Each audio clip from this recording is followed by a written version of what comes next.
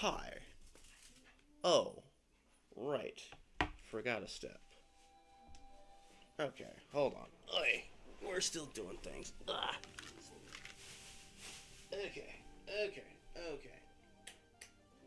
You're not a content creator unless you have, like, either tech issues or you're not complete and utterly ready.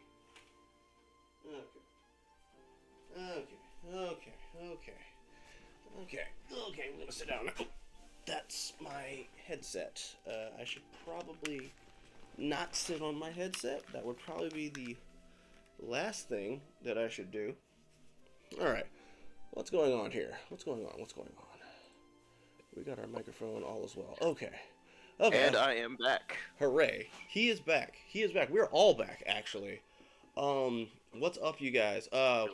When the willow wisp, willow's in the wind wisps are back. Hey, look, it's the McAgee. Good evening, everybody. Happy Saturday to each and every one of you.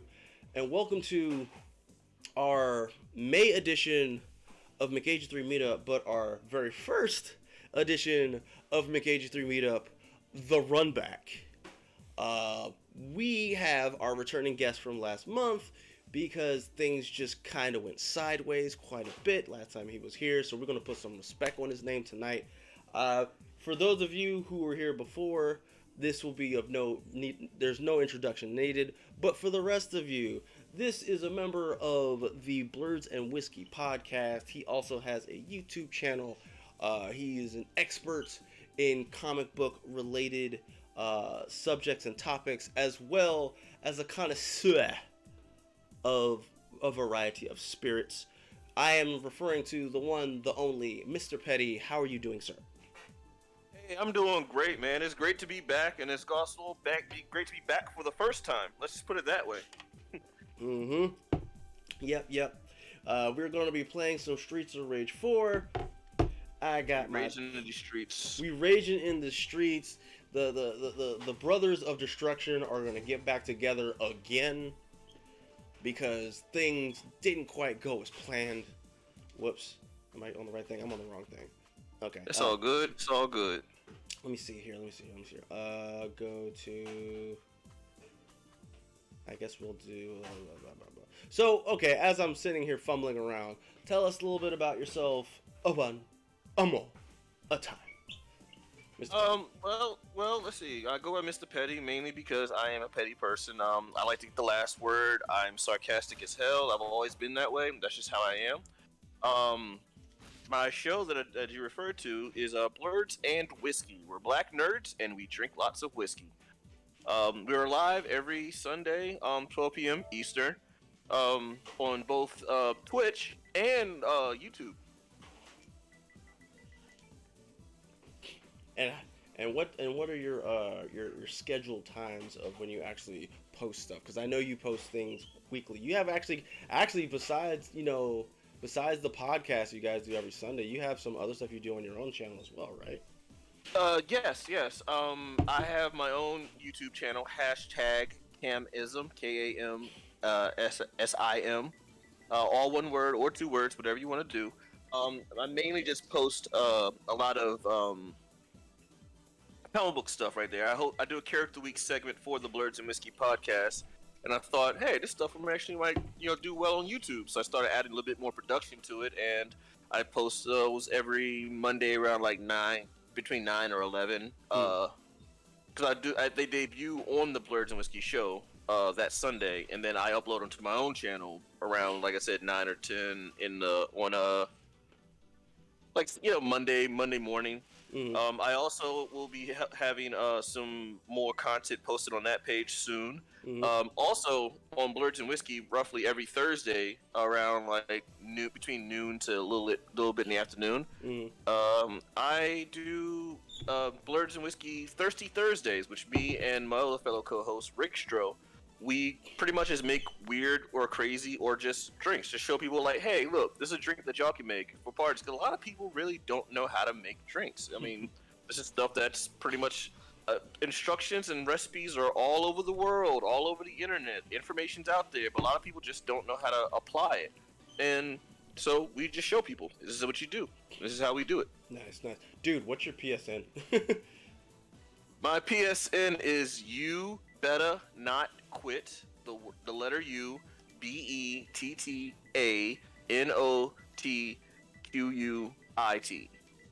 You better not quit.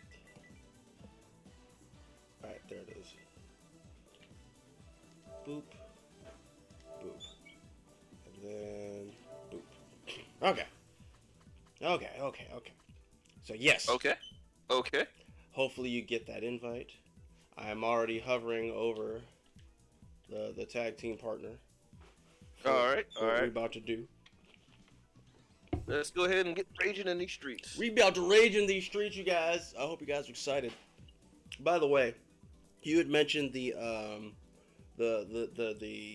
beverage channel, the beverage series.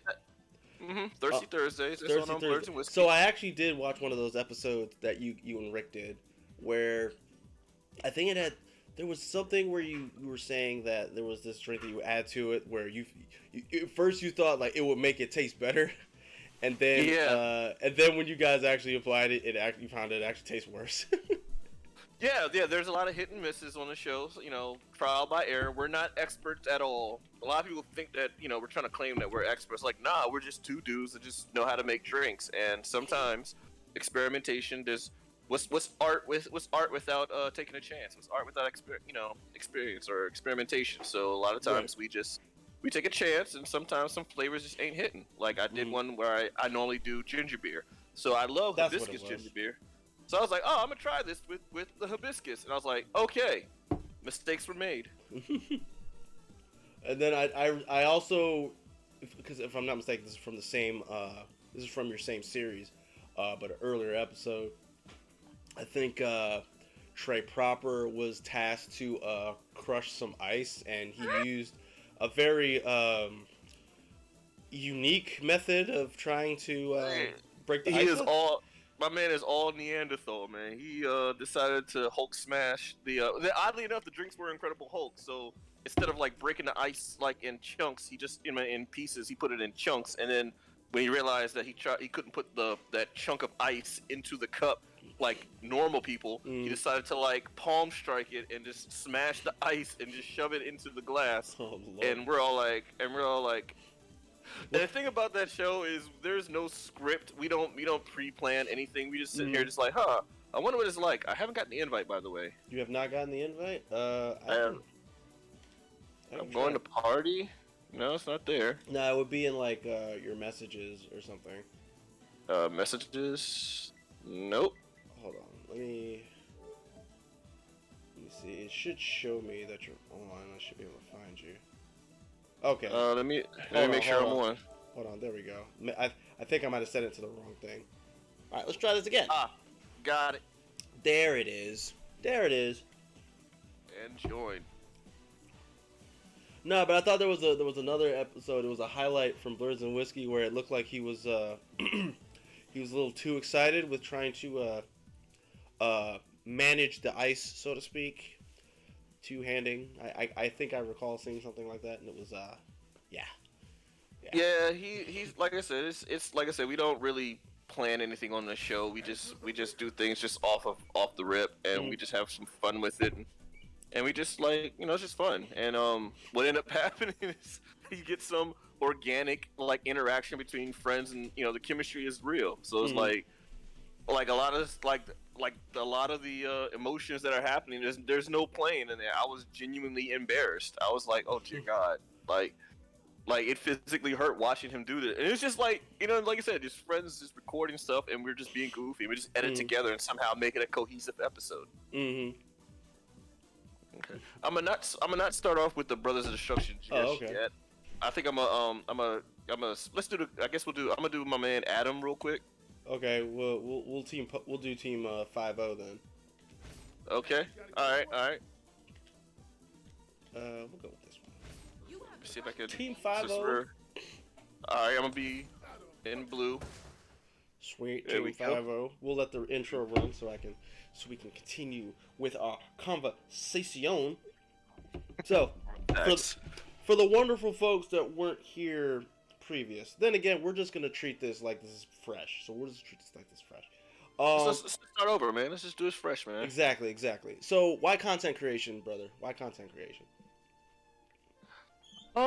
Honestly, like I've always been into like film. Like I was a film kid. I just like I said when I was a kid, I'd watch movies, I watch shows. I wasn't sure if I wanted to be in front of the camera or behind the camera. Turns out I want to do both. Mm. And over the years, like I said, I went to art school. I went to SCAD, Savannah College of Art and Design. As soon as I graduated in '99, I went to college and like I didn't go to college the first year, so then I went to college a year after I graduated.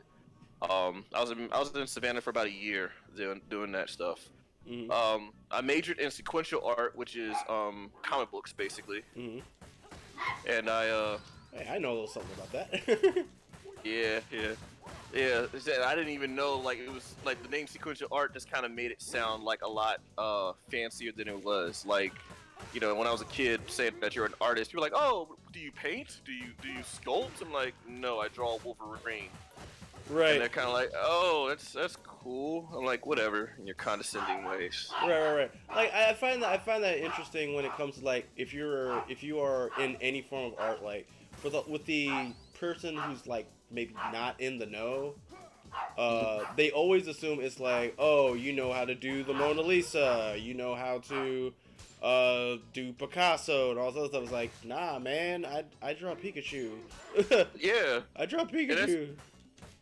But if it wasn't for the term sequential art, I probably would have been still saying comic book art. I mean, I still say comic book art now. I have no shame in it now. But back then, it was kind of difficult for people to grasp.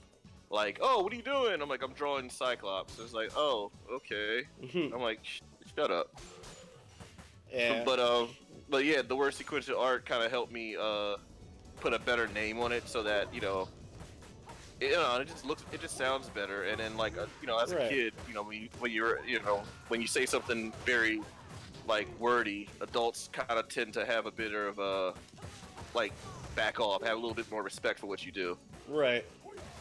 So I majored in sequential art and I minored in film and video because I remember a comic book artist. I had my stuff looked at by him, and he said that being a comic book artist is kind of like being a director of film. Mm-hmm. You know, you're your own movie director. And I'm like, oh, that makes sense. And then it made sense because I was always into movies anyway, so I felt like maybe I should do films. And this is like right after X-Men and Spider-Man were making it big, so comic book movies were just on the come up. So, being involved in film and comics was not that drastic of a difference. So, yeah, I just, like I said, I've always been interested in film. I've always been like watching, directing, behind the scenes stuff. Mm-hmm. So naturally, content creating, over the years when the internet became big and it was easy to upload stuff and YouTube, and you became your own director, you became your own producer, you became your own stunt coordinator, you became, things are just easier to work with. So yeah, that's content creating in a nutshell for me. So let me ask you something. Since you've been doing a lot of comic book art or sequential art as it's been deemed now. Yeah. Have you ever had the issue? Because I think I alluded to it before, where it's like because people see the work that you do, that you'll have people come and say, "Yo, can you draw me this?" And it'll be like, "I want a life drawing of this with like a car, like all this stuff," and it's just like, do you guys not know how this sort of thing works? Like, just because yes, all of that actually. Along with being, like I said, comic book artist, one of the other things I kind of fell into was tattooing, and because when I was in high school, I did a lot of tattoo designs. So, and then I realized, like, the kid would pay me like, $20 for a tattoo design, but then like, they would pay like the guy like 100 and something for the tattoo. So I'm sitting there thinking like, I'm missing out on some money here. There's a huge gap. Like, there's something, the math ain't math in here. Right. So a lot of that ended up being, like I said, just messing around with art. So yeah, I had a lot of people would ask me, hey, can you draw this? Can you do this? Also, being as old as I am, in the 90s, a lot of things that were kind of big at the time was t-shirt designs. Right. A lot of people wanted to do t-shirts. Like, everybody had like t-shirts. Everybody was putting artwork on shirts and stuff. I had a lot of people who would see my art and they'd be like, "Oh, I can make money with this guy because he does comic book stuff. So put his stuff on a T-shirt and we can make money." That was their goal. They'd have the quote unquote business, and I would just do the art. Right. But yeah, I always had people ask me to draw stuff. I was always doing commissions. Right. Funniest story about that was I had this one lady. I was at a bus stop randomly, and she goes, "Can you draw me and my son?" And then she literally poses, and I'm like, "Isn't the bus coming?" And she's like, "Yeah," and like still posing. And I'm like, "The bus is here," and she's still posing, and I'm like, "No, I'm not gonna draw you and your son." Like I think she wanted me to draw her and her son like right then and there, and I'm like, let me get that. Yep. Apple. And I'm like, "You do know the bus is coming, right?" Like it was just weird. Right. People are just weird.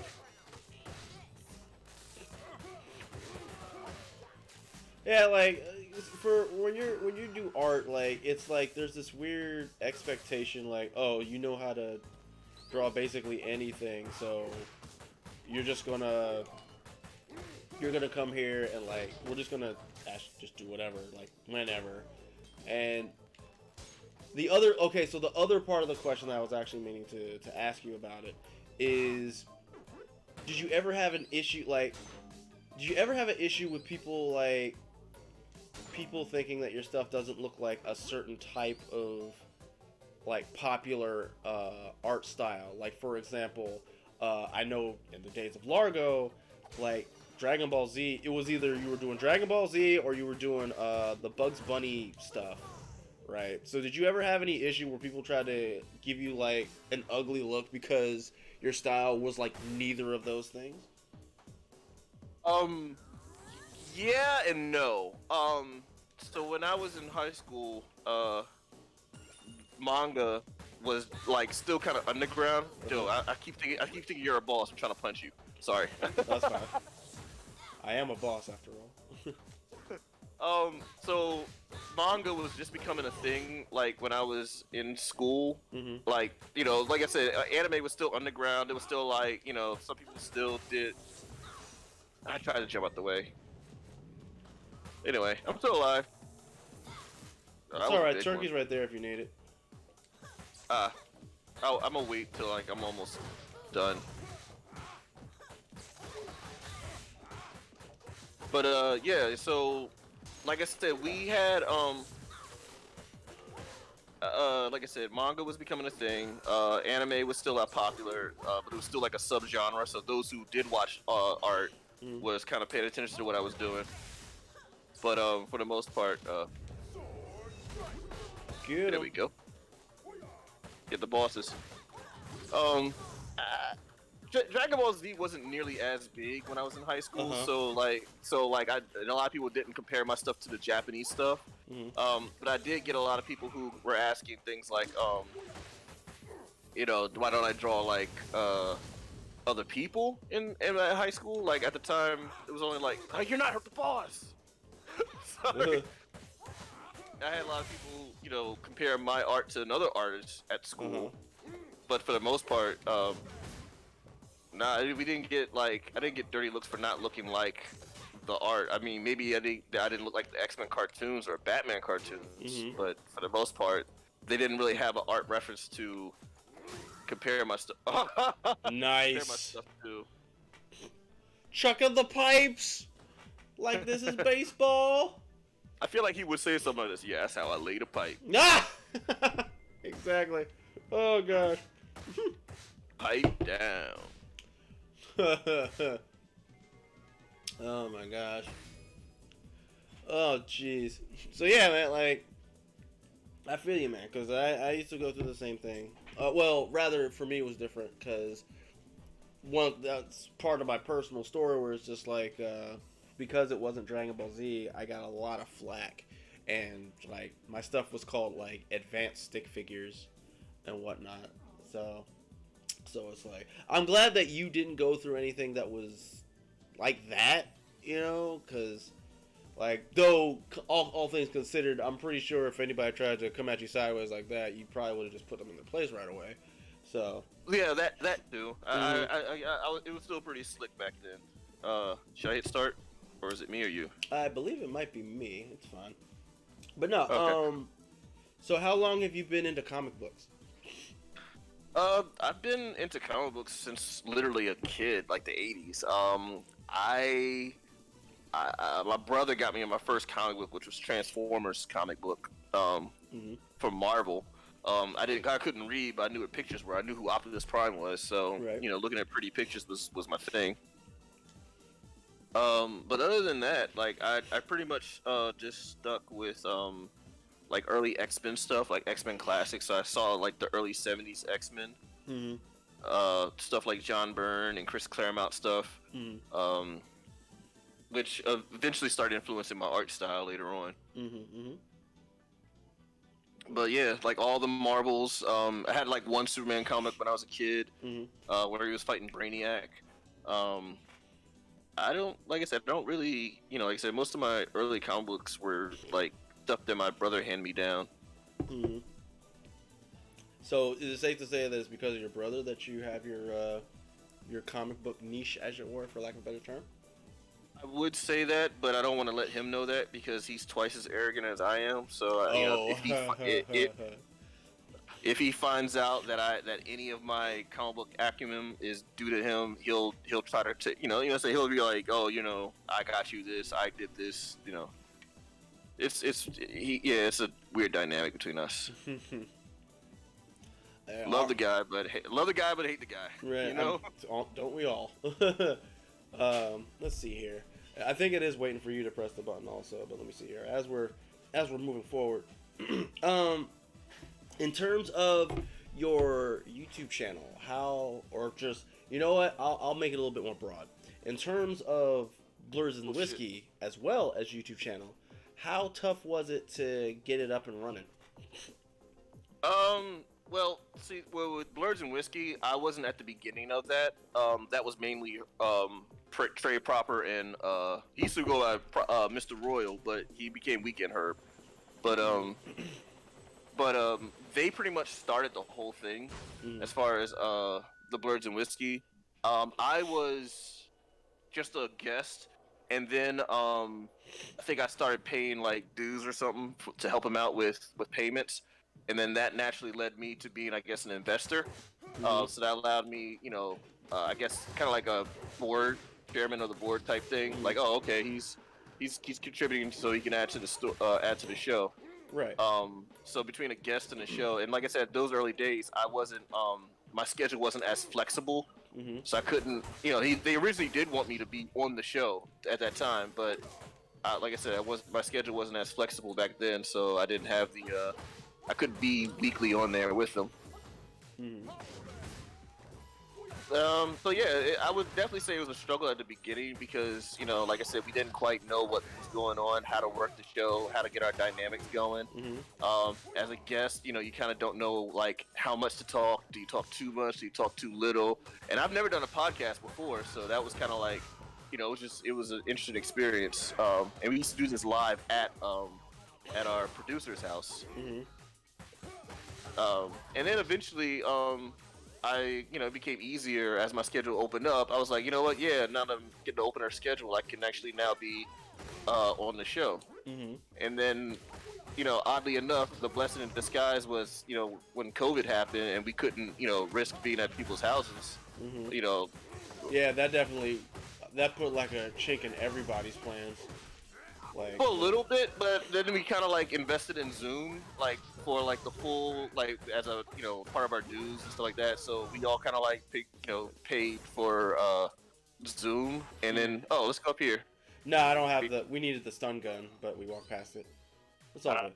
It's fine. Okay. So yeah,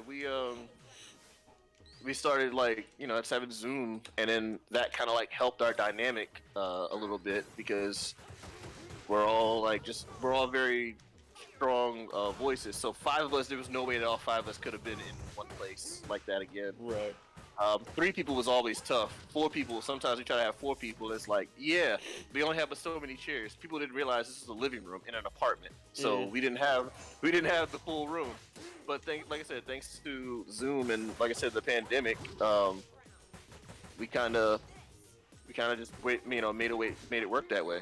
And then like I said, our dynamics works because like I said, we're all strong personalities, and like I said, it was a little conflicted at first because everyone kind of figure out like our flow, like who's gonna go next, who goes first. So it was a lot of over talking.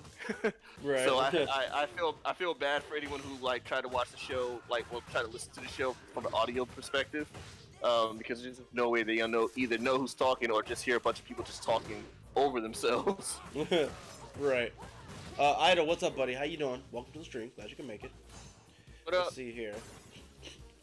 Also, I forgot to mention, you got more points than me in that last stage. I don't appreciate that.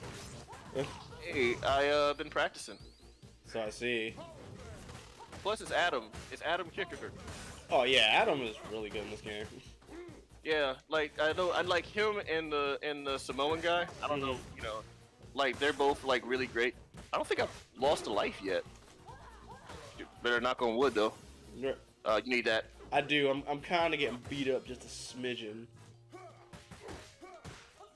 I couldn't get him. Okay. Okay, he's not dead though. Yeah. So let me ask you a question, man. What's up with you and your art, man? What's up with you and your art, man? What is up with me and my art? I'm glad you asked. We just recently finished episode 5 of Blue Ninja Sword and Divide. We finished it a couple of days ago, and I'm quite happy. I was super stoked because I was just like, oh my gosh, we're so close, and then I finally got that last bit of text in there. I'm done. It's all good. Then I got that last bit of text in, and it was like, oh my gosh, we got there. Like this. And so of course, the plan for right now in terms of what we're gonna do is this coming Tuesday. I hope you guys don't mind me plugging real quick. I know it's about Mr. Petty. Just bear with me for a sec. Oh no, plug away. This coming Tuesday for Art Tuesday, I'm actually going to do a live reading of episode 5 because we need to come up with a cover for the book. And the way you come up with the cover is you look at the story and figure out what kind of cover would be suitable for the story that you have. Ow, I got punched. I don't appreciate that. Come here, you. Ow. So yeah, that's what's going on there. Also plan on getting like getting back to the fan art game for a bit. Maybe work on some promotional stuff for the comic book as well. Getting a website going. Like just a lot of wonderful things. Wonderful things. It'd be really, an idea for you. I don't know how well you are with coding or programming, but ever thought about doing kind of like a motion comic for your art? Kind of like with the animated emotes and whatnot, where like certain things kind of move a little bit when you go to the page. You know, that to be honest, I would have to. That seems like something I have to try to come up. Oh gosh, something I have to come up with after I've got like certain episodes done or whatever, because. That's adding a whole cause one of the main things I try to let people know that took a long time with episode 5 is just the simple fact that me trying to learn how to trying to learn how to do the stuff that I did like with the computer and whatnot, because I had never worked on the comic book before on the computer, so it was all just a learning experience for me. So a lot of it was just, just trying to learn, and that's what took a while. Oh gosh, you just got choke slammed. That's okay. Avenge me. He's almost dead anyway, and there's a golf club. There is. If you need a weapon. How's he? Does he feel awkward fighting you? Oh, this guy? Yeah. Isn't he like your boss? Nah. He be nitpicking on. Okay, so he be nitpicking. Look, if you look at this guy, doesn't he look like he just hates black people? He did kill me first. I'm just saying. Yeah, he kind of did, and I am like suntanned, so I don't know. Maybe for you, maybe he was looking for favors from me and thought that you were just kind of cock blocking. So, so he's trying to just get you out of the way so he can talk to me. And I'm like, joke's on you. I'm only interested in girls. So, but wait, Faye. These are the jokes, ladies and gentlemen. We'll see ourselves out. Yeah. All right. Let's hit this button. Let's keep it going. I want to switch up. Ready for I guess I'm gonna do his daughter next. That came off awkward. If that, well, she's legal, so it's fine, I guess. I don't know if I picked the right mode for that though. So tell me, sir, what is your rule of thumb for content creation? So someone recently just asked me for for some advice for content creating, which I thought was odd because I didn't think I was actually like at a level to tell other people what to do or give advice, but apparently I am. Perspective is weird, but it's whatever. So the first thing I told him is like don't have a limit, just create what you want. And it sounds like it sounds very cliche to say create what you want, but I mean like what I mean is like you think you see some stuff out there that's funny. Someone's going to relate to your humor. Someone's going to relate to your joke, and that niche audience is always going to be like the most loyal because if they know that not everybody gets it, but they do, that makes them like you even more. So don't be afraid of like I said, if you're known to get a couple of laughs from time to time, don't be afraid of just really exploring your humor. And the other thing I always say is create a lot, like not just in in general, but like just create like 4 or 5 things, and then don't release them just yet. Just have some stuff in draft, have some stuff in your back pocket, have some stuff have some stuff saved. So when you are in a dry spot, especially if you try to be on a regular basis, if you do have a dry spell, you have some stuff that's still saved from your archives that you can always produce. Because if if you got like 4 or 5 episodes or 4 or 5 things, and you produce like something like once a week, and then all of a sudden you got like you're off week, you're on vacation, you're burnt out, you're tired, you still got 3 or 4 things left, and, in the tank. So definitely work towards your audience, which that's good advice no matter what. I wouldn't necessarily say work to your audience. I would say more like work like if you're good, the art will speak for itself. And it sounds like really corny, but it's something like musicians, artists, drawing. Like like I said, when you're an artist and when you draw, do you draw for everyone else or do you draw for yourself? It's kind of the same thing with content creating. Like when you create something, so you create something. It's like you create it kind of for yourself, but other people will find it funny. Right. Other people will find it interesting. It will speak for itself. The proof is, in the content. Yeah, because I think I had another guest on here who, what they said, that kind of correlates to what you're talking about, is that when you're content creating, make sure it's something that you actually want to watch, because if you don't want to watch it, how can you expect anybody else to watch it? That is also true. Yeah, that definitely rings very true there. I think there's an apple here. Got it. Yep. An apple a day, keep it for my one life. Right. Okay. Just gotta keep that off. Oh my dear sweet petunias, where'd you come from? Okay.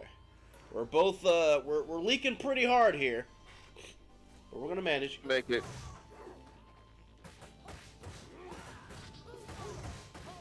Sweet. That was a waste. Ouch. This guy's got a hammer. There's an apple down there. I just couldn't get to it. You can get to it though. Right there. There you go. There's a hammer right here too. Okay, well somewhere around here there's a hammer. I knew you were gonna do that. This. Okay. There we go. Let's. I miss these side-scroller beat-em-up games. Oh yeah. Like you remember like Double Dragon, where it was a very simple like game. Like, oh okay, I'll get that. Yeah, go ahead and grab that. Like, what's the plot?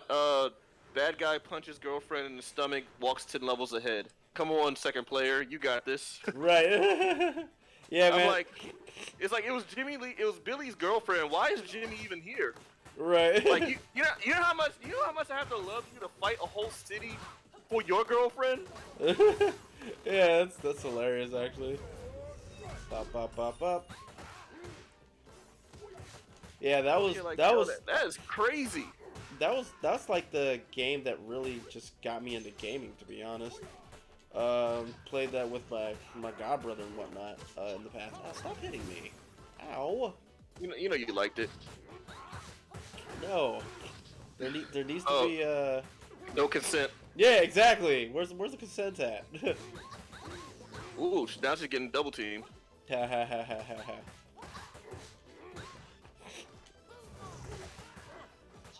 Didn't know freaking Streets of Rage 4 could be NSFW. Well, let's make it a real party. How about that? Dropping bombs on them. Yep. I get animation. Wait, do those bombs hurt me? Or is that just... No, it only if I had friendly fire on it probably would, but no, friendly fire's turned off. I just noticed one, there's a shit. gimp mask in the background, and two, Oh, she's almost dead. I missed. Hit her. There's a gimp mask in the corner. Yeah, and I think what's his face from Streets of Rage 3 is a poster on the wall.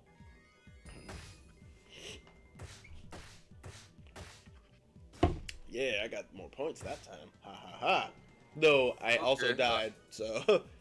I say, alright, you know, are the points worth it though? You almost died. You died, actually. I did. That's why I was trying to get more points so I can get an extra life. So that way you wouldn't notice. Let's see here. What areas do you think your content needs improvement?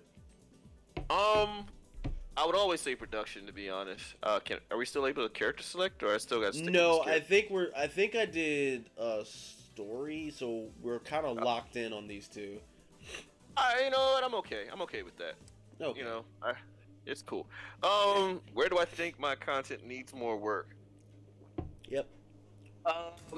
I would love for my characters a week to be a little bit longer. I feel like, me personally, like the guy said, so if you can't watch yourself, can you really, make sure you can watch yourself?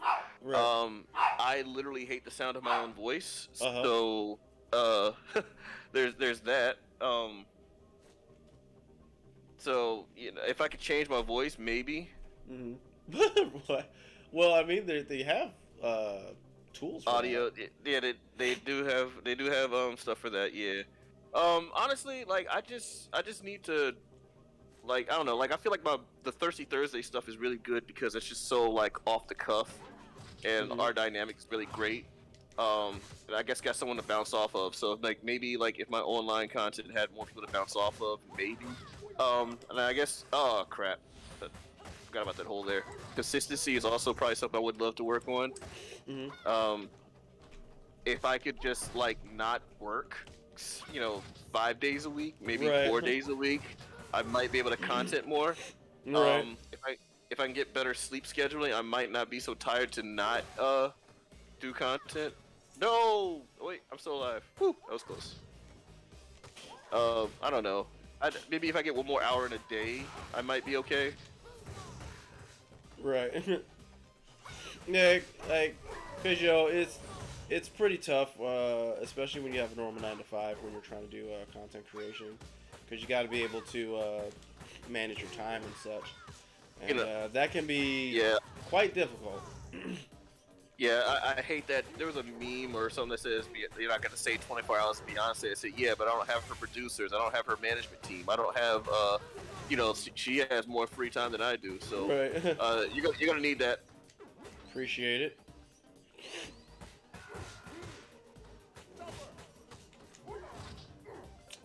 But yeah, I feel like that's very I feel like it's a very misleading quote that people always say. I'm gonna take that. Yep. I don't know. Like I feel like like I said, I work to my own audience. Like I said, the whole term of camism came up because like I have I feel like I have a unique sense of humor. I always kind of say something that either no one thinks of, or I take it something to another level that people don't realize is there. So a lot of times, which is why I came up with camism, because it's like sometimes I feel like I have like a specific way of thinking. So that's kind of why the hashtag camism started, because it's just something that I do and I think. And so if you see my, like I said, like trying to think of something that's unique that I thought of that a lot of people don't think of. Like I can't. I'm kind of like drawing a blank right now. But if you watch some of my content, you'd be like, of all things to think about, like how does that the thing you thought of? Right. how do we go from here to this? Right? To here, yeah. Yeah, man. I hear you. Man. And a content creator makes it easier for me to like I said, to share that unique perspective on things. All right, there's too many people, so let me go ahead and.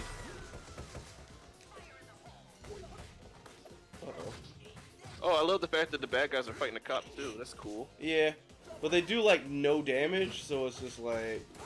Oh, that's kind of pointless. It still like incentivizes you to fight them.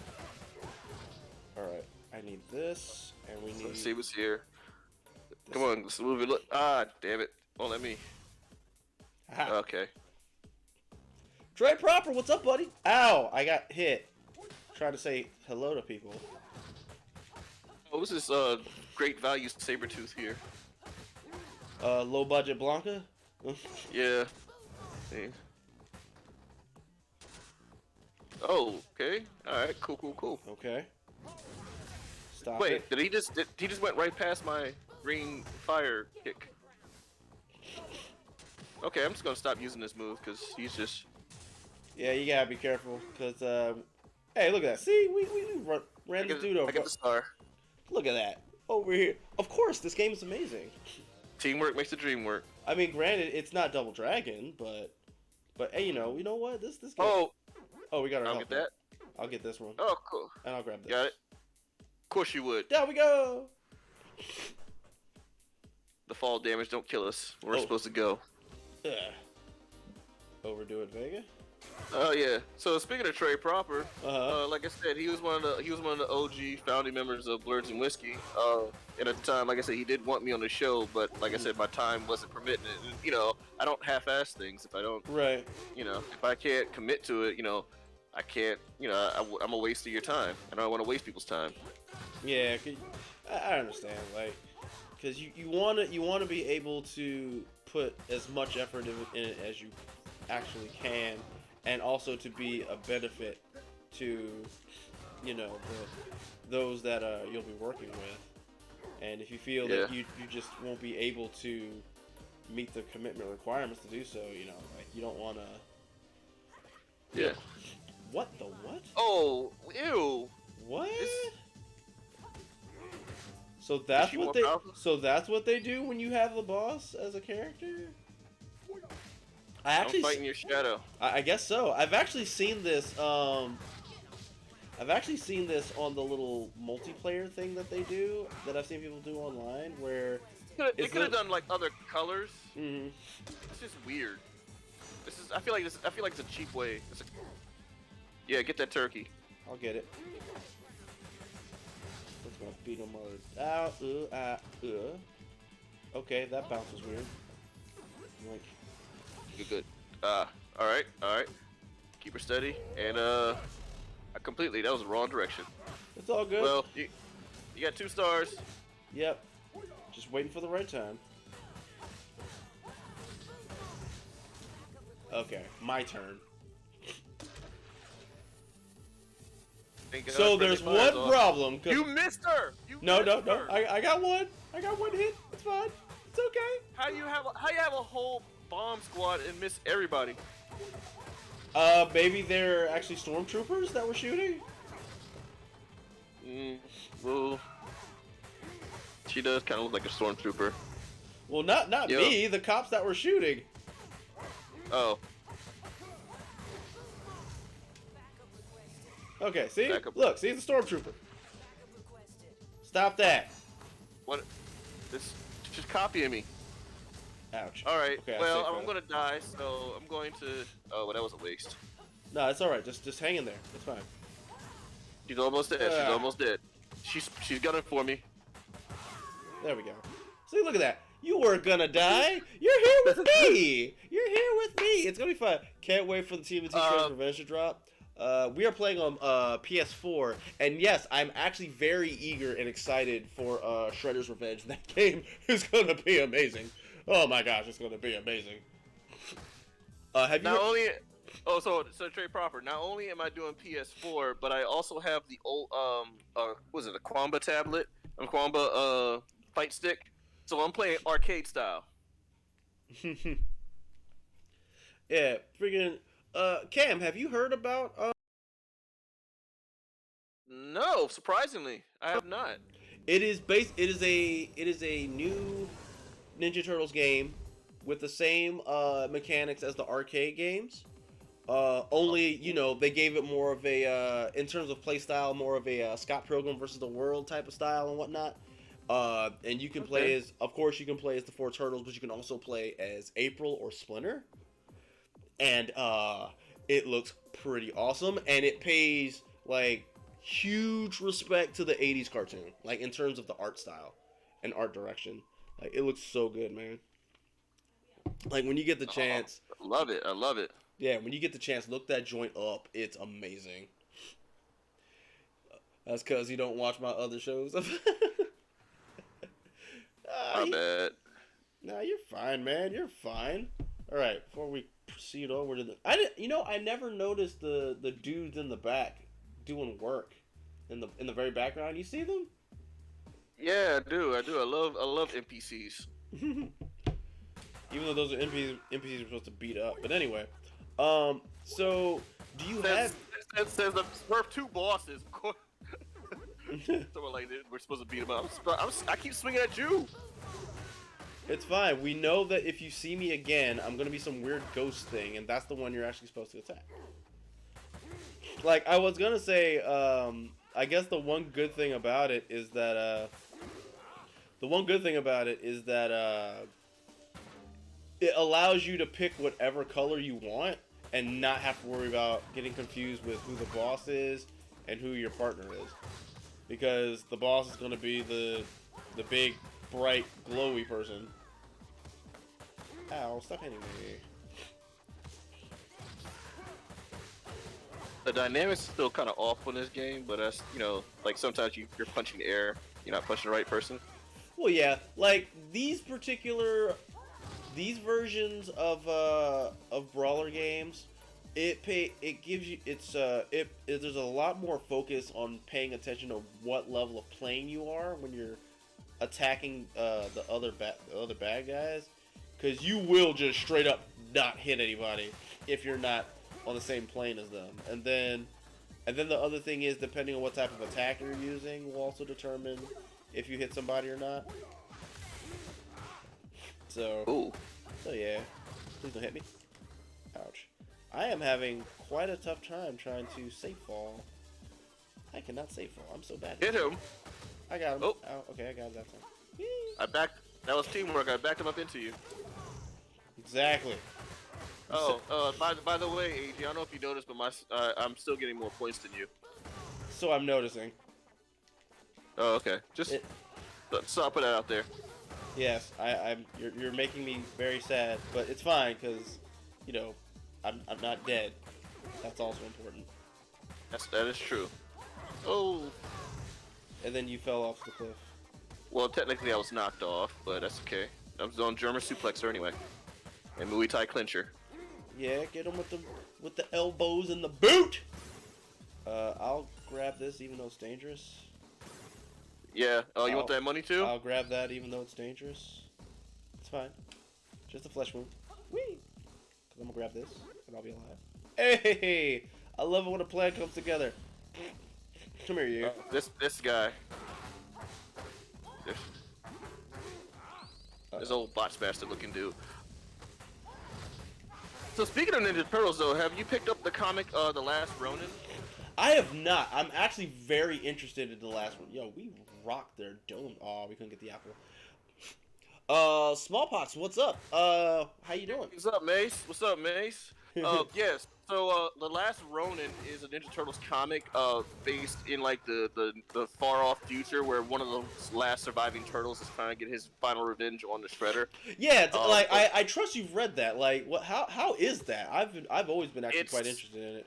so, in my opinion, I feel like the very beginning of it did kind of, I won't say screw the pooch, but they kind of told you at the very beginning of the first issue who the last remaining turtle is, and it's kind of like, oh, okay, well, Is that really a now spoiler? Because I already know who it is.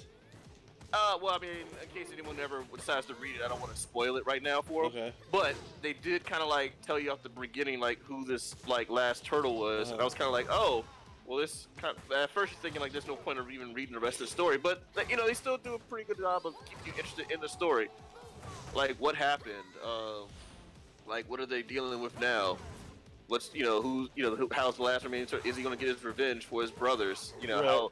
how messed up is he? And he's pretty messed up, and Right. it's that's really cool. Yeah, you get that. Yeah. Yeah, cause like you know how it is with those types of things. It's like you have this really cool idea, but because the internet is the internet, it gets spoiled like almost immediately. So, freaking so yeah, like, when I heard about it, I was like, oh, well, that sounds cool. And then immediately the first thing that I see online is like, oh, this is who the last turtle is. Oh, this is who meets up with the last turtle. Blah blah blah. I'm like, well, thanks for giving that away. I would have liked to have figured that out on my own. Please don't stab me. The stun gun's over there. If we can get to it. There it goes. Alright, I got it. Just hold them off. Whee! Can there be more than 2 players? Yes, but I do believe the 3 or more player mode is, I think, local only. So we would actually have to be like all on the same. Ow. Yo, so why are we fighting the Ultimate Warrior here? Because he is oh gosh. I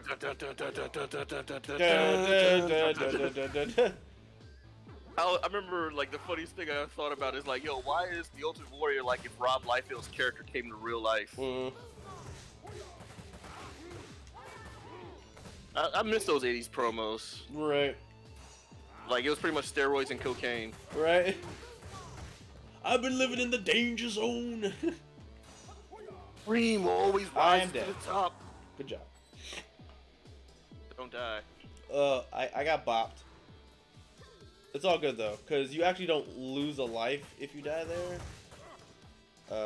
You just have to sit out until you go back to the next scene.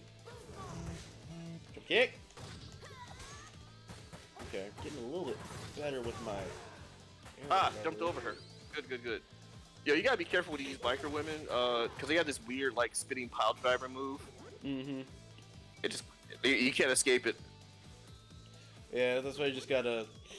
That's another thing too. The one thing I've also learned about like these types of games is like the importance of jumping. That jumping is way more serves more of a purpose than you just having to like kick somebody in the face. It is a little bit of a dumb feature. I think it's mainly because if you could do online more than 2 people in a game like this, it might depending on the people's connections, it might be borderline unplayable.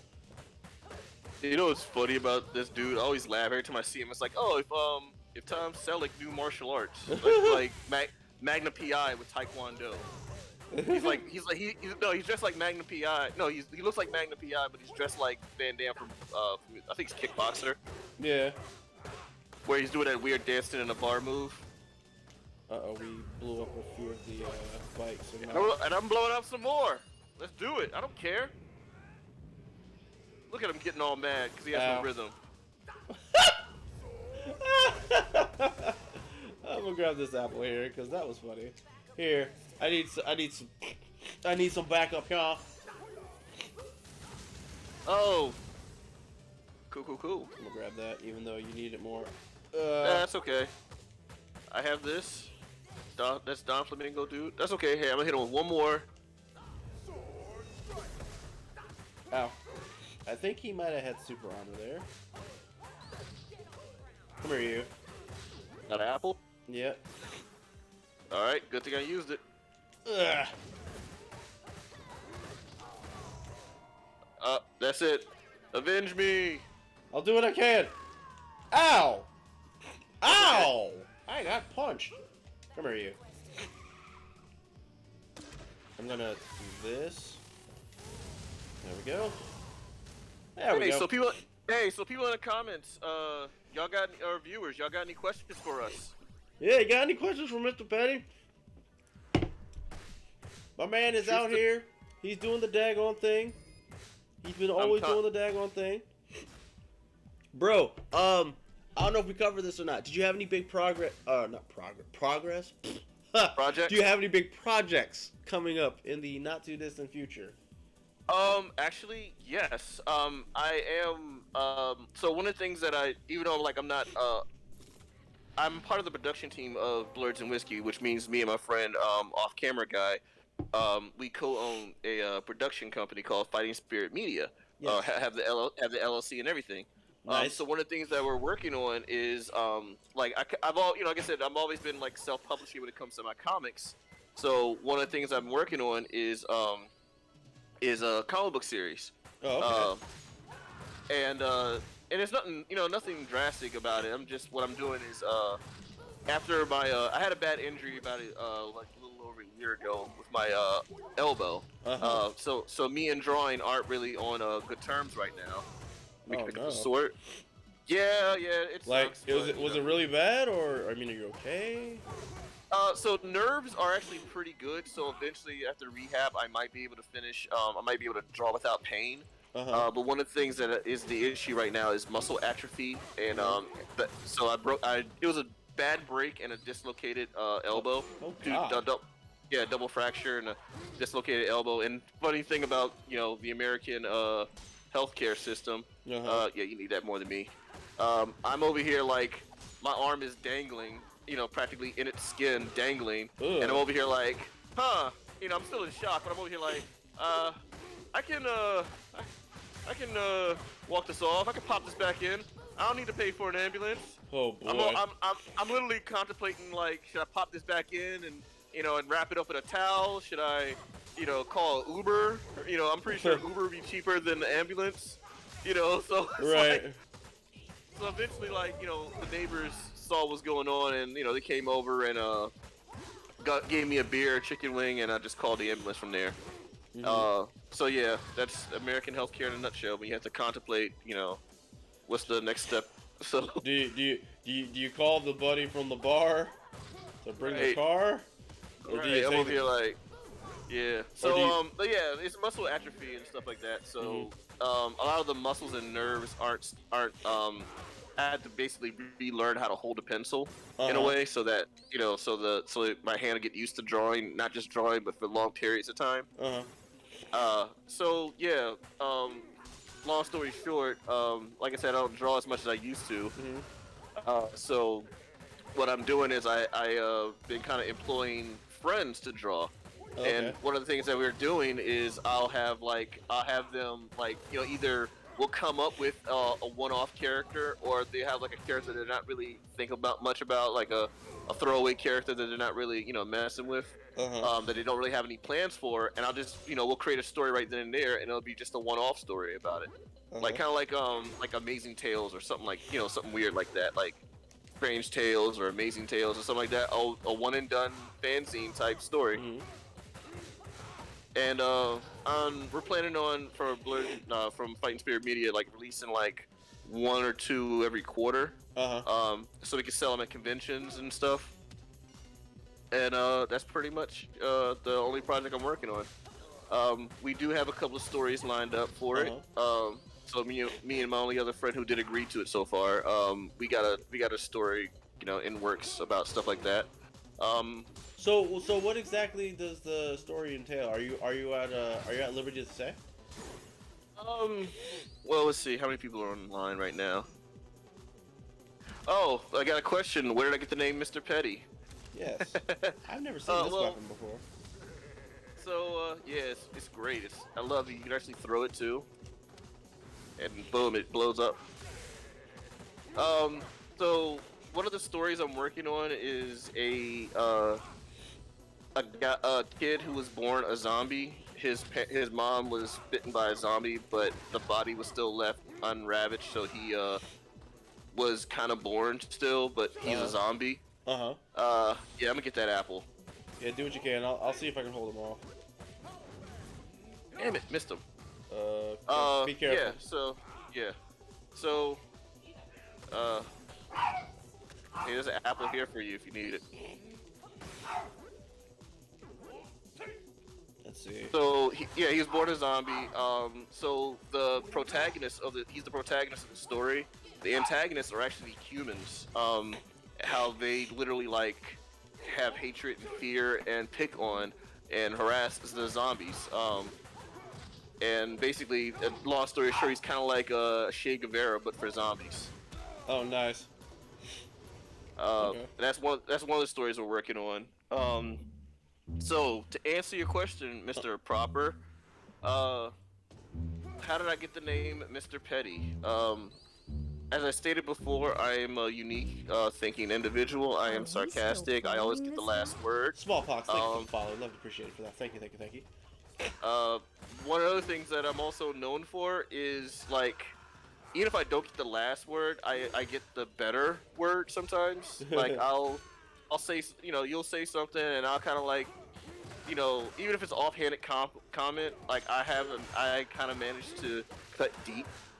I don't know how to play nice, so where someone's like, ha ha ha, you have a stain on your shirt. I'm like, ha ha ha, your grandma ain't got no kneecaps. That's why she can't pray to Jesus. Oh Lord. That's hilarious. I think the most petty thing that I say I've done, and so I don't know how if you're gonna get demonetized for this, but fuck it. I had a coworker whose wife, he was super annoying. He was a terrible person.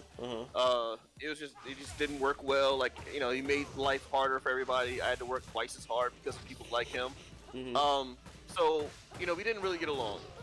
I didn't hate the guy, but he just made work difficult. He wasn't a terrible person. He's just a terrible worker. But people kept him along because he was a little bit older, so they kind of pitied him. And in their pity, I'm doing twice as much work now because of him. Right. So yeah, there are times where tension is there, and at the time, he had said something. His wife was battling cancer. So what I ended up telling him is that I told him he said something, he got on my nerves, and so I cut deep. I was like, well, you all don't believe in divorce, so your wife got cancer, take the easy way out. Oh Lord, man. Yeah, and well, Mr. Proper was actually there. Mr. Proper was there too, and he was quite shocked that of all things for me to go there, I went there. So yeah, again, I don't know how to play nice. I may not get the final word, but I'll get the worst word or the better word. And that's a prime example of me being petty. Right. And she went into remission, so it's all good. I mean, I guess, but Jesus, man. Let's see here. If you worked with them, you'd have felt the same. Well, I do know about coworkers that are not the best to work with. Yeah. And that's how the Mr. Petty name came around? Because that's because I'm a petty person. I'm very petty. Like I'm fair.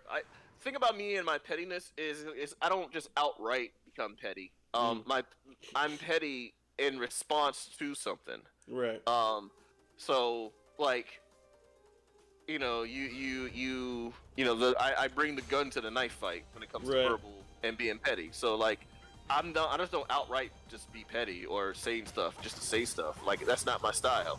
But a lot of times, sometimes people need to learn like what you can and can't say or what you can and can't do. Right. So I make sure that they understand where that line is. Look at you scoring extra life. Yeah? About to say two out of 4 people in the chat room can attest to that. In fact, smallpox was witnessed sometimes when I was being petty. We were at a diner and we had a lot to drink, and we decided to, go to I think it was like a Denny's or an IHOP. It was one of the two. Look at that combo. Yeah, whoo, that was sick. Whoops, I saw that. That was definitely definition of ground and pound. Woo! Okay, he's going into his next phase. I gotta be careful. He's a little upset. There you go. Here. Oh, you're about to die? Really? Oh, you're... Yeah, man. You had him air juggle. That's why he's all mad. You mean Yo, he is spamming. Okay. Oh, he's mad because you spammed him. I guess so. You can't play as him though. So no, yeah, we had a lot to drink, and so me, Smallpox, and a friend of ours, who's actually one of the artists that I'm working with, we had, both of us had a lot to drink. We were living on a houseboat at the time. We were crashing at his mom's houseboat. We were just chilling, and when he comes from, like, I already came home from work, and so me and my other friend, we just started drinking, like, crushing a whole bottle of Jameson, just going for it. And where's the score? Are we even? Oh no, you definitely killed me that round. Oh yeah, dude, come on now, freaking skibbity pap into bounce him off the ground, into bounce him off the wall, into ground and pound, and it all works. Yeah, I'm gonna beat you in the points, bro. He barely hit you. Oh yeah. So Smallpox had got back, and he realized that we had a lot to drink, and then we continued to drink, and we kind of mixed our favorite art game with a drinking game, which is a tattooing game where what it is that we take like random clips of pieces of paper, and we write like just phrases on them, phrases, objects, words, whatever. We put them all in a brown paper bag. We shuffle the brown paper bag, and then we like grab, and you pull out 3 strips of paper. And those 3 strips of paper, you make a tattoo or a drawing of a tattoo or whatever of those things, like turtle, rosary, right? Rosary beads, turtle, water. That's basically, you got to make a picture out of that. And I think. Yeah, and it's fun to see what you can create. And then at first we didn't have a time limit, and then we realized that a lot of us draw slower than others, so we had to make a time limit now. I think we did like 5 minutes per round or something. And then somehow that turned to a drinking game. Like, if you didn't win, you had to take a shot, and it was like, so one person could only win that round, so one person would not be drinking while the 3 or 4 other people would drink. So yeah, we got nice and toasted, and we ended up going to woo, I did it. Yeah, you actually have a character that can actually jump over it. Yeah, like last time the Brother Destruction dude, the Samoan Jax guy, couldn't make it over. Right. I didn't jump. No, didn't do it. Didn't jump that time. So yeah, we ended up going to IHOP, and I don't know, we just me and my friend kind of just like very drunkenly started going at it, and we're like known as like the best roasters of everybody, so nobody made it that time. Nah. So I don't know exactly how it just got started, but we just kept going back and forth with each other. And at first to start off, it's like, haha, that's funny. And then it got like super personal. And then to the point where everybody was like awkwardly quiet, like, are you guys okay? And then like, the funniest thing is like, I was really hammered. Like I was not, but my speech was not slurred at all.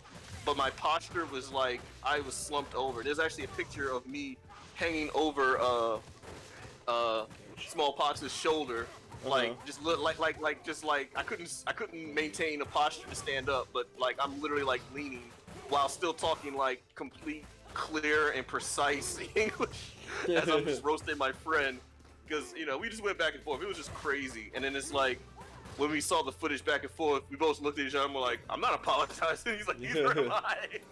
And we just kept moving. Nice. Because we know what we're about, like, did we mean it? Sure we did. But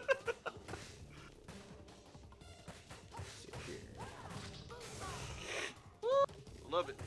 It's always good when you got friends that can dish help keep you, find ways to keep you up with, with your craft.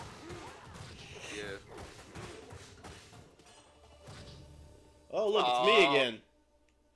Didn't my other doppelganger take care of you? Oh, I thought it was.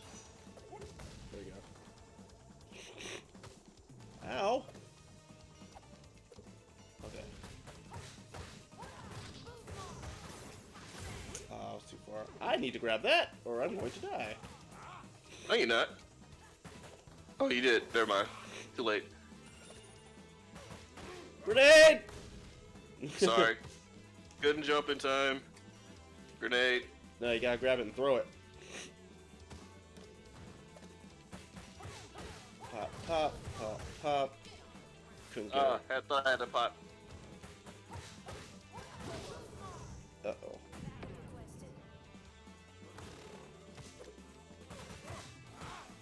Watch out for grenade. Commissioner. Ouch. Ugh. Okay, I'm about to die.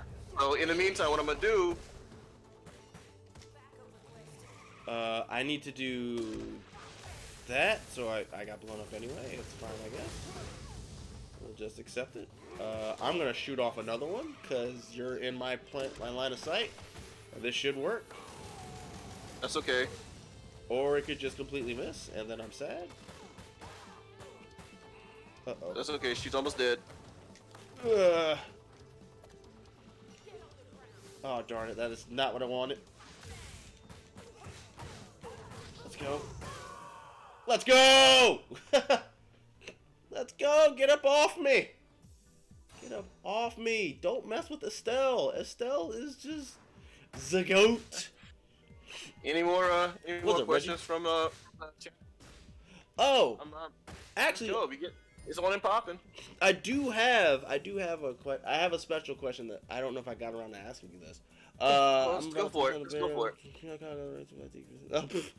All right.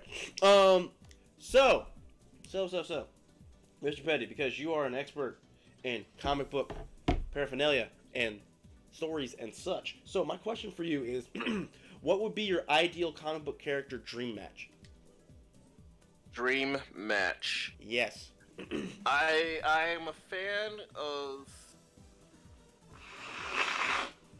I'm a fan of characters that don't have a really great power, but if written in a certain way, they're, like I said, everyone's power can, like, all right, I'll give you an example of the best, like, power that on the surface is pretty weak, but it's actually, if well written, can be like pretty devastating. Mm-hmm. There was a character from the New Mutants. His name was Doug Ramsey, also known as Cypher. His power is literally like to understand all languages. Mm-hmm.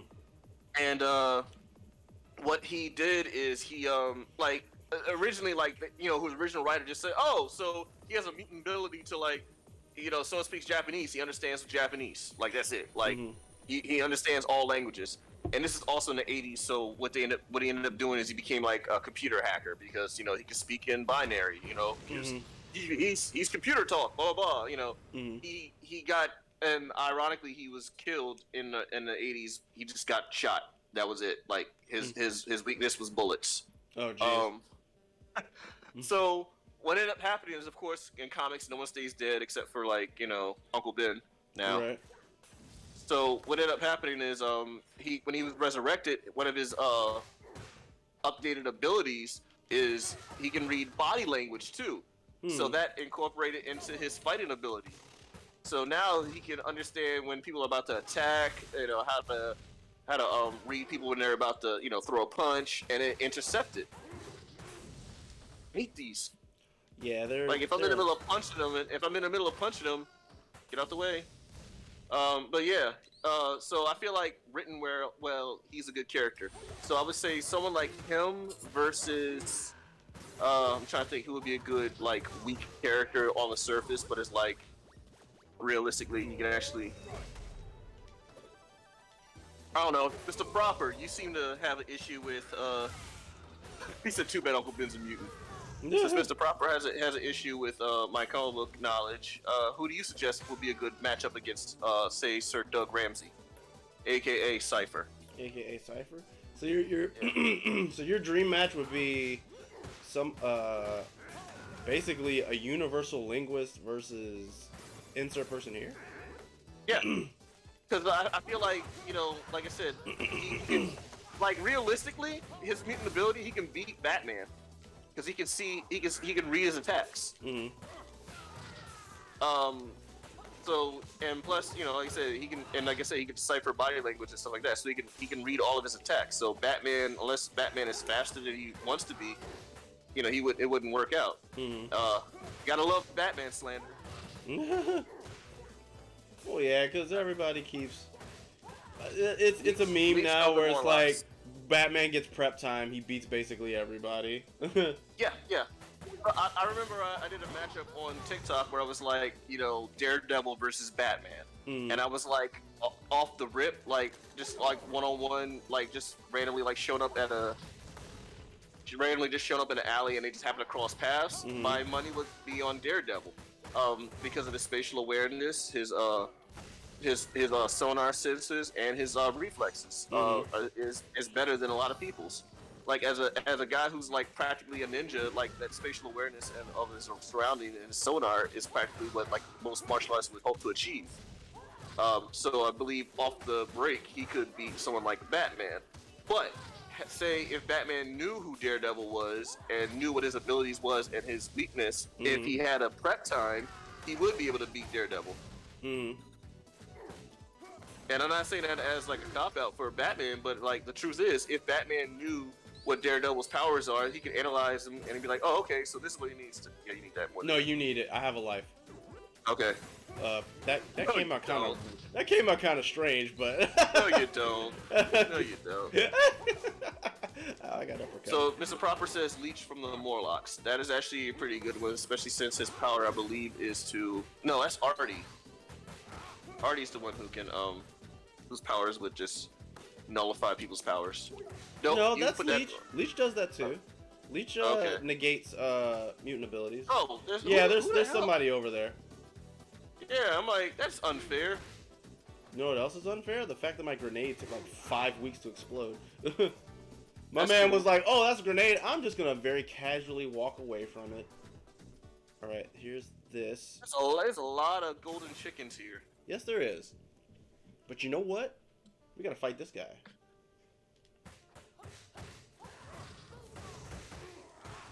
And I'm gonna do it. Get up. Alright, bring it. Nice backdrop. Alright, ready? Here we go. Juggle him. He's gonna bounce off the wall. Ow. Oh, okay. Hey, that's the first time this actually. No, I got him. I mistimed it. Hold on. Here we go. There we go. There we go. Look at that combo. Hey, combo. Come here, you. Hey, get off me. Let's see if we can try it again with this fire kick. Ow. Well, it's gonna be hard for me. Okay. It's gonna be hard for me to do when I'm on the ground. Okay, let's see here. We have to be careful because we still have to deal with Mr. X. You're right. I'm on my final life. Well, I'm dead. Oh man. So are you. It's all right. It's fine. Our reward is gold. Okay. I can't. That is a really long comment there. Give me a second to read that to find out what they're talking about. Batman is my favorite hero, but like, yeah, against most people, no prep time, also known as how most fights happen, he loses. But canonically, Batman has a contingency plan to kill each person that's even fed if need be. I mean, that's the case for like, you know, the Justice League and whatnot. But like, if you talk about characters where he does not have direct connections with and whatnot, it would be a completely different like conversation. Which is what I was saying about Daredevil. Like, if he knew who Daredevil was or is, like, in his ability, he would be like, "Oh, okay, I know exactly how to negate your power." Right.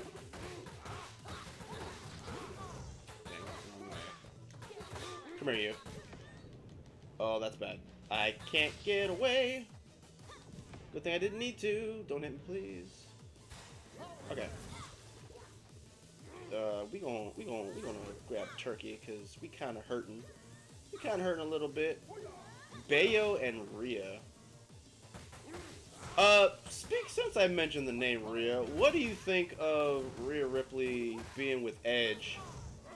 And what's his face? Damian Priest. Yeah. I'm gonna keep it a buck. anything that Rhea Ripley does is lovely and wonderful. I am 100% simping for her. She should have played She-Hulk. Yes, she can do no wrong, and now that she went from punk, now she's full goth, and I'm loving it. Yeah, Reggie, Streets of Rage actually was created because of games like Double Dragon that came before. But yeah, Streets of Rage is one of the definitely one of the goats of beat 'em up games, so to speak. Yeah. All right. We got a question. All right. So we'll shoot. What's your question? Who beat Reigns finally? Most likely it's either going to be Cody Rhodes or Drew McIntyre, in my opinion. Yep, I think so too. Leaning a lot towards Cody because let's see, yeah, because Reigns has both the belts. Reigns has both the belts, and the Usos have both the belts. So basically, we're just so it's going to be condensed down a bit. The only reason why I'm thinking Cody Rhodes is because one, he's on a hot streak right now against Seth Rollins, and two, he's like the only other person that's a viable contender in a main event scene that can go against Roman Reigns. Right, and that's nobody's fault but WWE because they don't know how to create multiple main eventers. Now, if the reason I also say Drew McIntyre is because not only physically can he be a match for Roman Reigns, but amongst people who are in the main event scene, he's the only one that has any ability to fight him. I don't know, because I haven't watched wrestling in a while. Has Bobby Lashley gone against Roman Reigns yet? Has he? I'm trying to think. Because if not, he might be my new pick to do something for Roman Reigns. Mm-hmm. He's the only other person in the main event scene that has not fought Roman Reigns. So it's either going to be Cody Rhodes, Bobby Lashley, or Drew McIntyre. Yeah, because Bobby Lashley's been doing some stuff too, even though he hasn't. Oh, there's someone there the whole time. I was like, you gonna throw that guy? Yeah, so Drew McIntyre, like I said, is one of the people that can physically stand up to Roman Reigns. Mm-hmm. And same thing with Bobby Lashley. Now, the only thing that Bobby Lashley needs to not do is talk. Unfortunately, he's been doing a lot of that as of late. Yeah, he needs, his voice is too soft to be in a main event, in my opinion. Mm-hmm.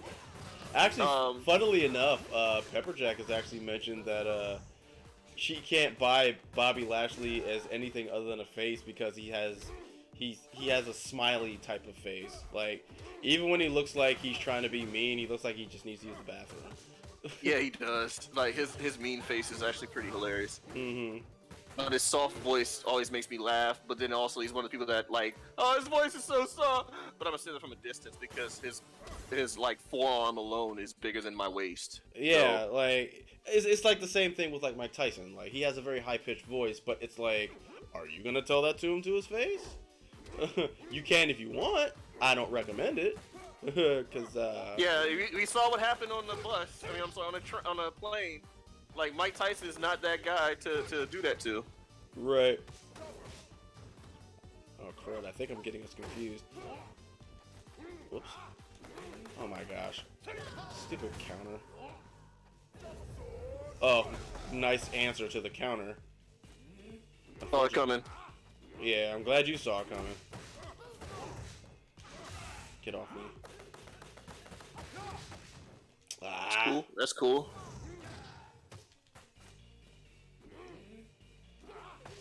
Stop that. Good one. Good one. Mm-hmm. There we go. Oh yeah, go ahead. Ow, my face.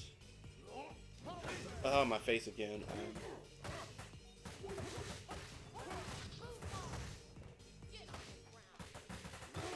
Okay, I'll get him. Well, you know what also would have been really cool though. I don't know if Bobby Lashley's still with what's his name?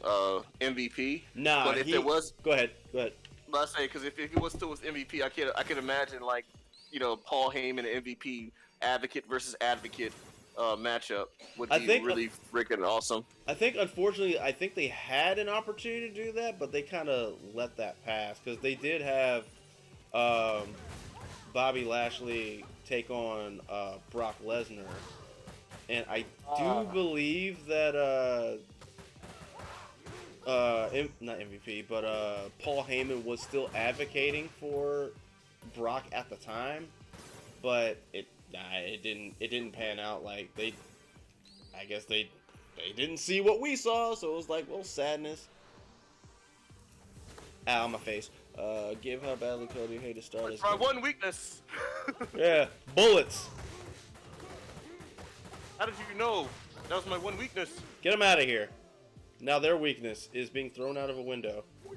Which I will try to... Get out of here. Get out of here. What? There we go. Now would be a great. Now would have been a good time to have the Samoan guy. Oh! Heck on it! Okay. Okay. Look, come here, you. Do that. Get out of here. Behind here. You get it. Get that. No, you do. You're down to your last life, man. Okay, I'll get it. Yoink. Okay. Stand up. We're still in it. Switch over. Get out of here. There we go. Good man. No, wrong way. All right. Ow, my face. Come here, you. Okay, gotta be careful. Not quite, not far enough. Get out of here. Oh gosh, there's another one. Oh, it's fine. Get out of here. Okay. Okay, we're still alive. If I was at Samoan, I'd just been chucking people like left and right. Artemis the Gemini, Artemis the Gemini, what's up, buddy? Hey, Artemis, what's going on? Bunny! Are we still following this guy? Artemis Gemini, thank you for the follow. How are you doing? Welcome, welcome, welcome. Alright, this is going to be a pain in the... Hold on. I'm going to have to give a shout out to Artemis, because that's like my TikTok buddy and my neighbor. Mm-hmm. Like, we found, you know, I forgot, we randomly started following each other on TikTok, and then, like, out of nowhere, like, it was a post that we both were, like, on, like, oh, state where you from? And I was like, Rockville. She's like, dude, I'm in Gaithersburg. I was like, oh! Button Bunny, what's good? Oh, nice. I don't know. Alright, you know what? It's time to get... This is actually looking kind of rough, because he has super armor, which... Yeah, and I don't like this. I don't like this at all. Ow. I'm on my last life. So are you. Same. So do we continue, or is this going to be the end of the game? I mean, we'll see what we can... Oh, crud. Hold on. So you're going to go up, up, down, down. Ah, left, right, left, right? Right. I'll be honest. I don't remember. Like, the only character I know how to beat Max with is Cherry. Cherry's literally the only character I know how to beat him with, because all you have to do is just head stomp, and he can't do anything about it. Let's retry. You want to retry? Yeah. And if I could pick the my Samoan guy, I'm all for it. Okay, so we'll go to change character, and then we will continue. Do we want any assists? No. Okay. We are each other's assists. No assists. Okay. We gotta link up again or game together. I'm trying to grow to my Twitch, do both and have Twitchies. My fave Mike Tyson interaction is him and Muhammad Ali on a talk show, and the host asks Ali who he thinks would win both in their prime. And Ali says, I was a dancer, I went rounds. If he hit me, I'd be asleep. And Tyson was just like, I'm great, but everyone should recognize he is the greatest of all time. He would win. Nice. All right. Yeah, I believe it was Arsenio Hall that happened on. And I remember that interview as well, too. It was, you know, like, so the thing about Mike Tyson that I enjoy about Mike Tyson is that, like, people's idea or people's thought process of intelligence is like, you know, you got book smarts, street smarts, you know, like, computer smarts, stuff like that. And people like Mike would brush off someone like Mike Tyson as like a brainless thug. All he does is punch people, right? Which is partially true, except for but the fact is, if you actually listen to him talk between like his learned knowledge and just like body language and psychology, like the dude is actually a well like thought out individual, like and stuff like that. So he's articulate. He's actually, like I said, well thought out. So yeah, like in that interview, you can actually hear him like discuss things. Now there are some times where Mike Tyson does get like a little too excited, and sometimes like you can't understand him. Mm-hmm. But other than that, like he's actually like a highly intelligent person, and that interview was definitely like one of the things that showcased that because it showed his humility. Like he respected his elders and the greats that came before him, and he also recognized his talent. Like, so I felt like that was a pretty good answer for him. Mm-hmm. So to answer your question, Artemis, no, I do not have. I do have a Twitch, but I don't really game on it. I mainly use it so I can follow other people's Twitch channels. But if you do want to follow, I would say follow the Blurds and Whiskey Twitch page because I'm going to start trying to do more gaming stuff on there. I have WWE 2K22, so I figured I could do a story mode thing and do that with it.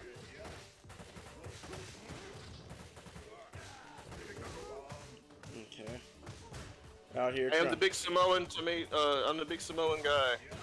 Yeah. With the Jack's arms. Got my arms on dubs. And I'm Brock Lesnar with gray hair. That's me. and I'm just chucking people. And I'm smacking people and then sliding into them because that works somehow. Yeah.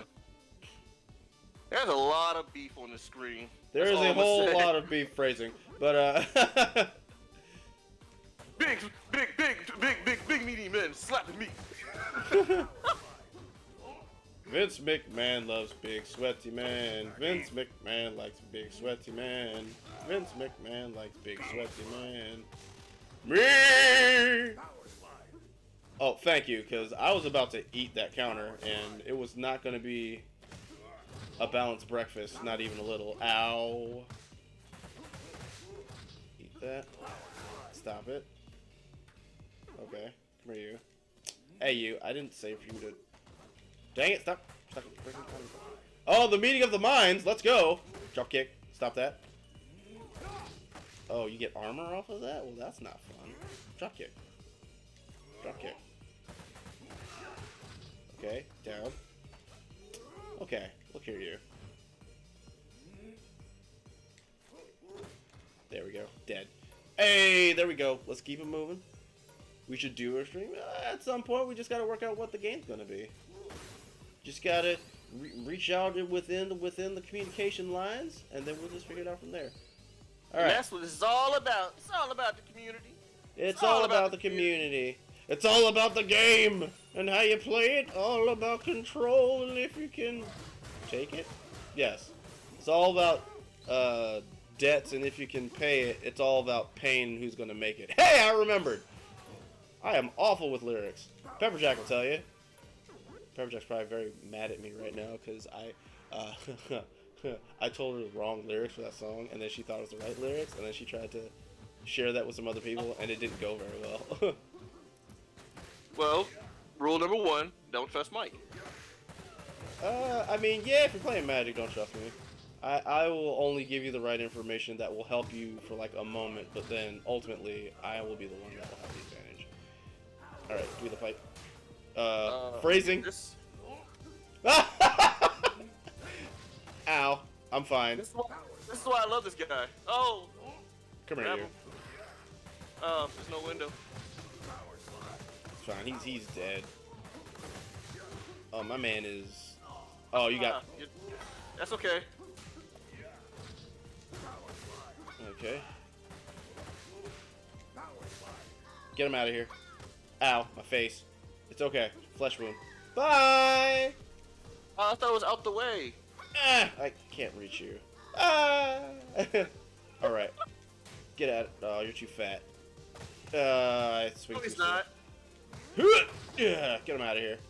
Yo, for real?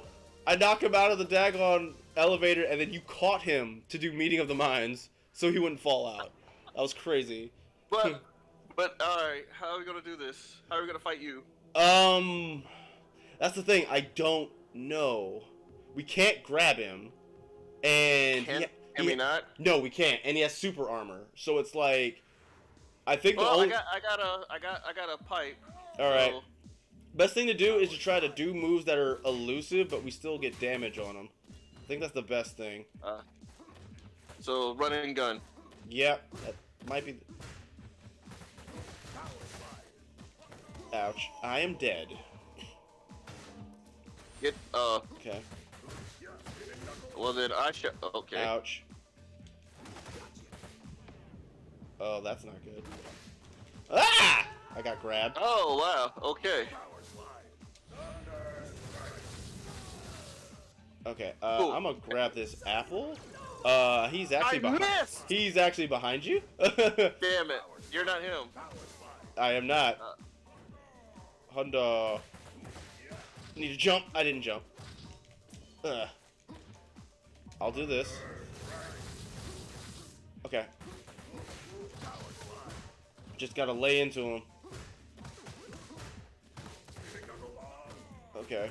Watch out for bullets. Bullets indeed. Painful. Ugh. Oh, he just hits everybody. Ow. Alright. Let's go! And we're still punching him. Let's go! Dealer's choice? I'm trying to think, what's a good game? Well, I have a PS4, Artemis.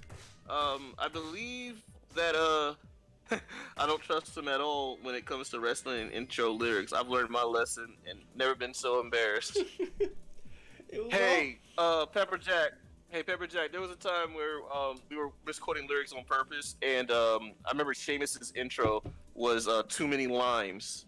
Yeah. Too many limes. Trey Proper remembers.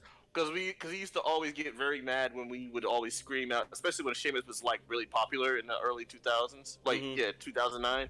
So we were out screaming, "Too many limes, too many limes." And was it like lobster head or something? Yeah, it's a shameful thing. Lobster head.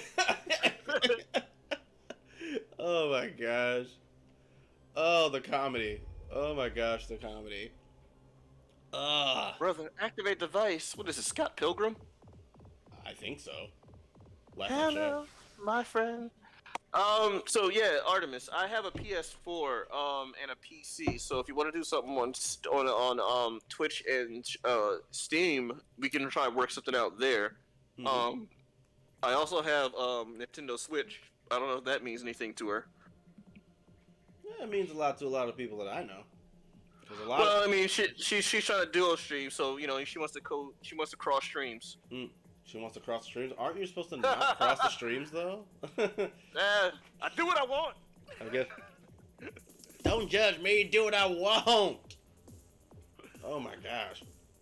Yo, I like how it took the Brothers of Destruction to take down that boss, and like we did it rather decisively. Yeah, I'm thinking like we're gonna die, and I was like, oh, okay, that actually is pretty fairly easy. Yeah, we're just like, just keep hitting him, and just don't be there when he does stuff.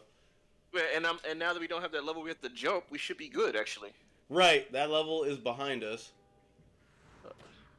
Okay, so let's see. But this guy has like a half-inch vertical. Ow. And if you have a half-inch vertical, that means I have a 2/3 vertical. Ow. That's what she said. Ha ha ha! Ow, these are the jokes, ladies and gentlemen. We'll see ourselves out. Let's see. Bat! Bat! Bat! Bat! Bat! Bat! Hey, get an apple. Thank Need you. it. Okay. Watch out for the... Ow. That's all I Tree. can say. Watch out for that tree! I think that was a time when Brendan Fraser actually played like every cartoon character that was on Saturday morning. Right. Dudley Do-Right, George the Jungle, and Now he's probably watching the cartoon characters that he played because he ate half of them. hey, look, man. Times is hard, but you know he still like he killed it as what was it, Machine Man or whatever, Robot Head, from Doom Patrol. Oh, he was in Doom Patrol? I didn't know that. Yeah. Doom Patrol is actually really good. That is a well-written story. Well-written show, and produced by the same people who made Teen Titans. And the Titan show is probably the worst show I've ever seen. And, oh boy. Like literally the worst show. It's like horribly written, horribly acted, horribly paced. Like anything that's wrong with oh wow, they're just bouncing us around like we used to do them. Okay, I get it. You have grenades. Let me just I'm just gonna start chucking women. Yep. Oh, that's it. That's it. I'm so mad. If only you were mad like a split second earlier. Well, I had to do it before I completely died. Ow. Oh, wow. See, that's what I mean by randomly just start pile driving me, huh? Watch out. Oh, that was gonna... Right, that grenade takes 5 weeks. But we got him. Yeah, I love this guy. He's like, I'm gonna throw a motherfucker at a motherfucker. Right. We're gonna chuck a grenade, but the grenade is gonna be like, I'll blow up when I'm ready. Oh, I hate this version of this guy. It is... because he does the up-down barrel roll, and it is quite obnoxious. Bop, bop, bop, bop. Okay. Come here, you. Uh-huh. Okay, there we go. Okay. Yeah, punch them till they blink. That's my new motto. Punch them till they blink, and then they're not there anymore. They say that the Trey Popper were in the jokes of fake lyrics, so that checks out. Yes, yes. He definitely was. Wait, well, did I participate in like making you think that the lyrics were also those too? Because I mean, this was during the same time frame, so probably. Oh, was this during the where we used to go to Virginia? Yeah, summer, not Summers.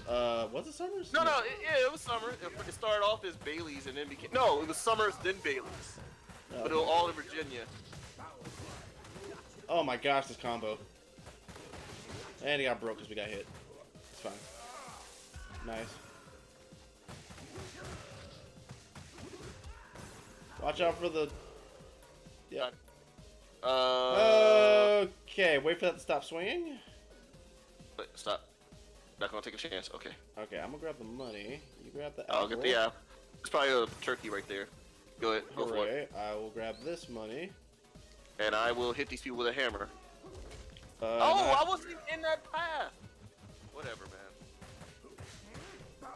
Oh, I missed. Come here, you. Or not. It's fine. Here comes dude, bro. Hi. Okay. Ow. Okay. Oh, okay.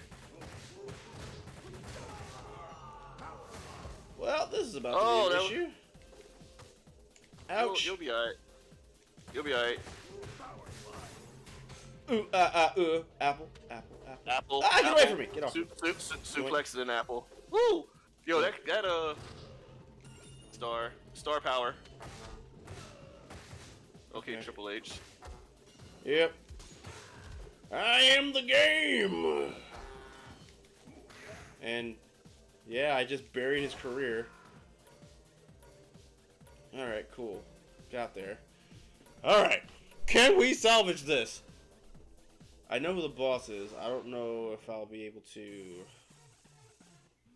Oh, this boss is so stupid. Yo, does he have a tail coming out of his ass? Possibly. Yo, like, pass me the aux cord. No! Oh, I can hit you twice with this? Well. No! His music taste is so shitty. I can't listen to this crap. Okay, there's a guy with a gun here. That's not fun. Oh, I feel bad for leaving you. So he's like if Chris Angel was a DJ. Yes. Mind freak! He can't slide because his feet aren't touching the ground. Let's see here. I gotta conserve... It's a pattern. I gotta conserve the turkey, or I'm gonna be in a lot of trouble. I gotta do better with the combos. Okay, so now we gotta deal with this nonsense. Okay, so he has a shield. Yep. Yeah, okay. That one's gonna track. Extra life and 1,000 points. I'm gonna grab this now. Okay, darn it. Watch out for the, Yep. Okay, you can't throw people. Ah! Yeah, this is gonna be kinda hard. This is literally every grappler character's worst nightmare, getting zoned out. But I gotta get rid of him. Ouch. Okay, we're getting zoned out. Looking kind of bad. You got this. You got this. You gotta deal with that bullshit shield. Ouch. We'll do this. Try to get something going. Alright, that takes that guy out. Good! Oh my gosh, let's go. Let's Ugh. coming in with the clutch. Oh my gosh. That was a right. pain. Alright, so comment section or chat room. Talk to me. What y'all got for me? Or what you got for me, Mike? Cam, what I have for you, to be honest, I have to you my thanks. I appreciate you greatly for coming out tonight and hanging out and playing and being willing to do this run back, because I know last month things didn't quite go as planned and we've just been having a grand old time. So I'm gonna leave this in your hands. Do you wish for us to continue, or should we just go ahead and just stop it here? You know what? As much as I've played this game, I've never beaten it. You've never beaten this game? Nope. I play it and then sometimes I just lose interest because I usually play it by myself, so I lose interest. But I'm having a good time. We're talking, we're chatting. The room. What's up, West Coast Outlaw? How you doing?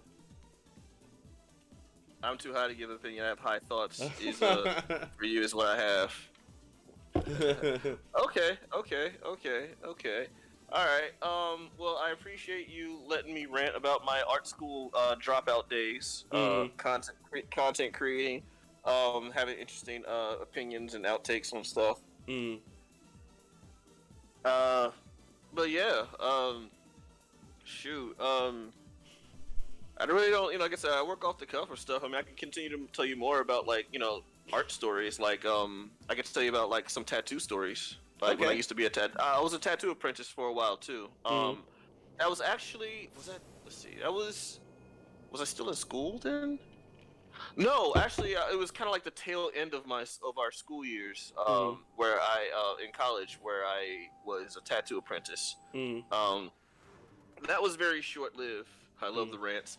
That was a very short-lived time period to say, because the shop I worked at or was apprenticing at, it was so a friend of a friend's was the owner of it, and he was kind of a shady businessman. And it was a lot of shady business to begin with, but it's also like the early 2000s and the tattoo industry, so a lot of stuff that was happening in that time period was just naturally just a shady place. Bro, just shucking go, them off. Go ahead. Yep. Shucking them Hey, you're out. just hey, I'm gonna go ahead and get this turkey, man. Sorry. No, that's fine. Okay, not dead. Not yet. Okay. Oh, this might be your.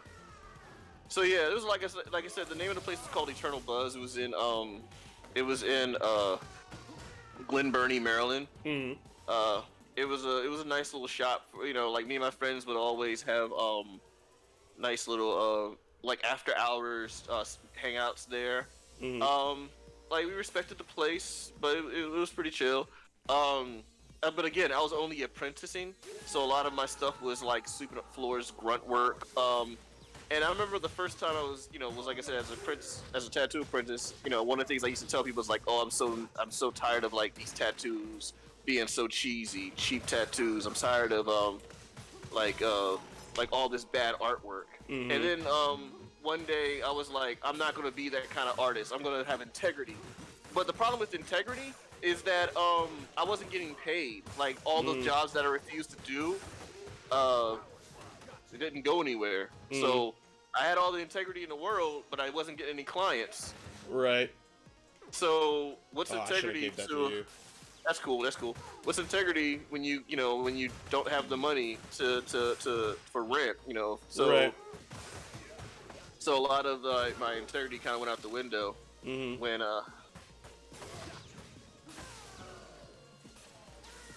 Okay, she killed him. Let's see if there's... Back up.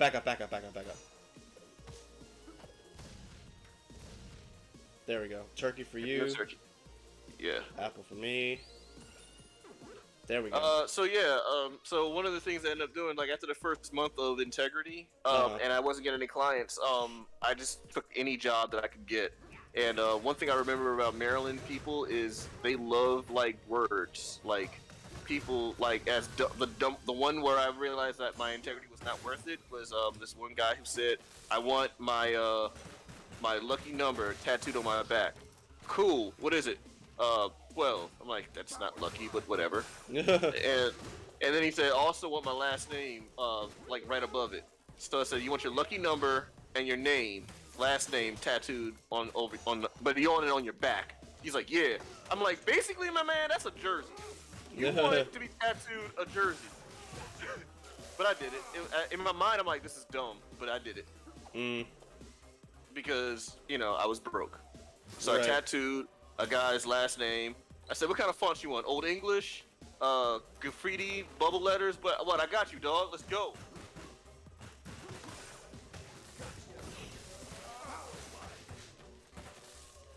So yeah.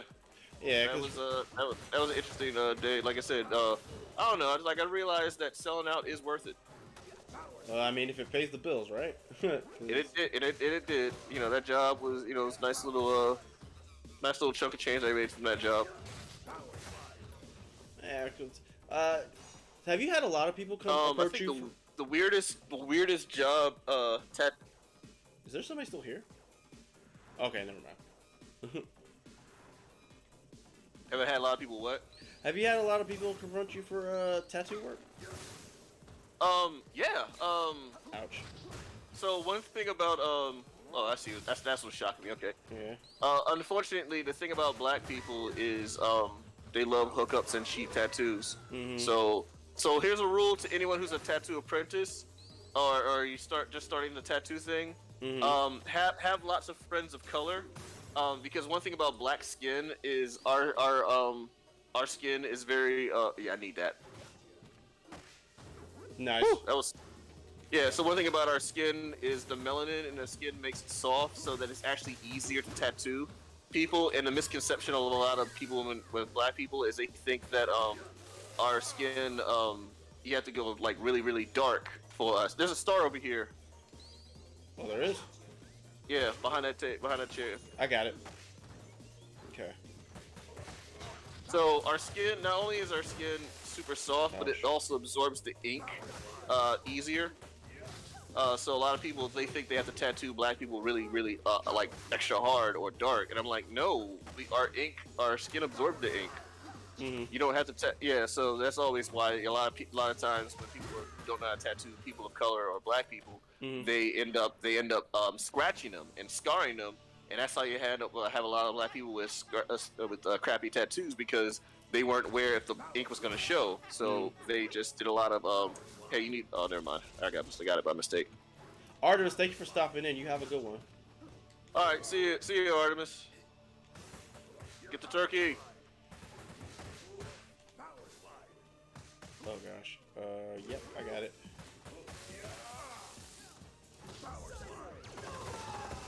Nice.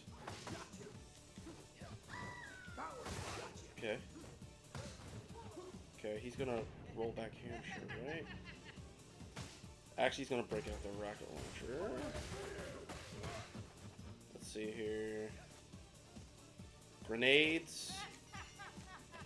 Ouch. Get away! I couldn't get away. I was stuck in a corner. It's all good. Well, I'll figure it out. Tattoo and comic stands. I've done that before too. Ouch. Ayada. I had this guy. He says, now this was his request. He's like, I want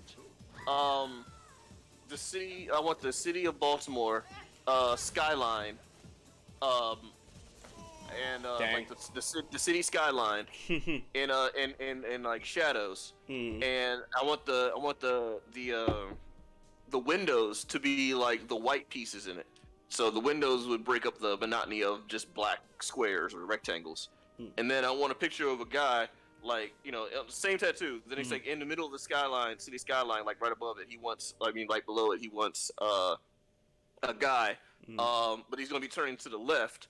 and like he's got like a chain. He's holding a chain with a dog attached to it, and the dog has on a leash and it is a chain, and the dog is going to be snarling, and he's going to be facing you, and inside the dog's mouth is going to be the word Baltimore. Oh my gosh, that is a lot. And he wanted that on his chest. Oh, okay. So I was like, pass that along to my friend. I'm surprised you didn't look at him and just be like, "Have you ever had a tattoo before?" So a lot of times, a lot of first people tattoos would always. So this was, like I said, this is the early 2000s. So we're talking like 07. Mm-hmm. So a lot of times, a lot of people back then weren't. The tattoo scene was just becoming a thing. So not a lot of people were tattooed. Mm-hmm. So a lot of people, for their first tattoo, wanted what we call career killers. Mm-hmm. What the heck is a career killer? Also, do we want to try again, or? Yeah, we'll do it one more time. Same characters, or? Yeah, we'll switch up. I'm gonna get Axel. Okay. So career killer tattoos are basic. Actually, I'm gonna do Cherry. You're gonna do Cherry? All right. Then or did you want Cherry? No, it's fine. It's fine. You can do Cherry. I am gonna do Shiva. Okay. So what end up? We're gonna do Earthbender Shiva. I live to fight. All right, I'll do Blue Cherry. Career killers are tattoos back then in like the early 2000s. Mm-hmm. So career killers were tattoos on your hands, like the back of your hands or on the palms of your hands. Oh, okay. I see. Some forearm tattoos. Mm-hmm. And anything like on your neck, and anything that's on your face were career killers. And the reason why they were called career killers is because back then, like I said, the tattoo industry or the notion of people with tattoos mm-hmm. wasn't as prevalent, especially in like the workforce. So they were still kind of looked down upon, or like kind of like like, you know. So a lot of those so a lot of people, like I said, weren't really hip to people having tattoos. Mm-hmm. Or it wasn't as widely accepted. Like nowadays, like, you know, the freaking lawyers and paralegals got tattoos. Oh wow. But back then, people did. Yeah. So yeah, that's what we call them, career killers, because it's like, especially for your first tattoo. Yeah, because it goes on your hands, and if something happens to your hands, like, you ain't gonna be able to work, right? Well, no, like people wouldn't hire you because they would just see that you had visible tattoos on your face, on your hands, on your neck. Right. So a lot of times they'd be like, "Oh, they already have your first impression of you," and so a lot of times you wouldn't get hired. Now, in my instance, I already had a career at the time when I started getting my career killer tattoos. Mm-hmm. So like at that point, you know, they could either fire me and they could be HR, you know, thing, or they could just deal with it. Right. I'm like I said, especially as a valued employee. Mm-hmm. So, and like I said, nowadays the tattoos are so common that, you know, it doesn't even look like a thing anymore. And like I said, back then I was working retail, so I don't know how I just got bodied like that, but okay. So how many career killers had you had to design for people, or was that even a thing for you?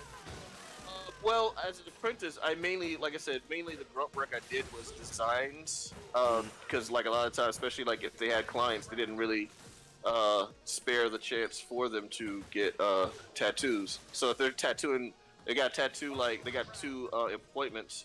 So why waste their time drawing, like, you know, one of the designs when they can have like one person drawing the design and the other person actually doing the tattoo work, so they can get twice as much work done. So a lot of times, especially as apprentice, I was tattooing. I was either tattooing, doing, you know, the ones that they didn't want to do, like the grunt work, like, you know, like a butterfly or a letter, a word, hearts. You know, the real Silligeri stuff, like the flash stuff. This is what it's called, flash. Like mom with the heart, the cross, crosses, butterflies, ladybugs.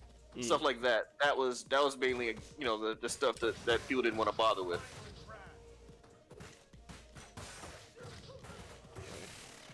No, I so swear. Go ahead.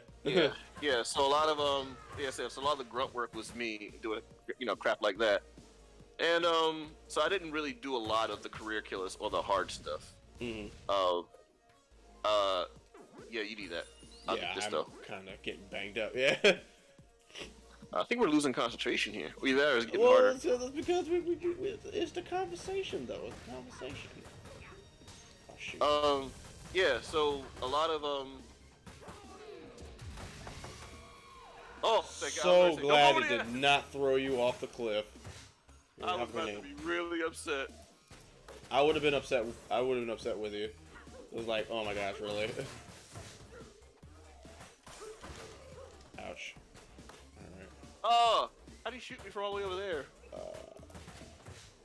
Yeah, grab the apple, brother. I'll take care of this guy. Oh, I can dash? Oh, I forgot I could dash. I didn't realize I could dash. Well, he's a fast dude, so I forgot about the dashing. Okay. Uh-oh.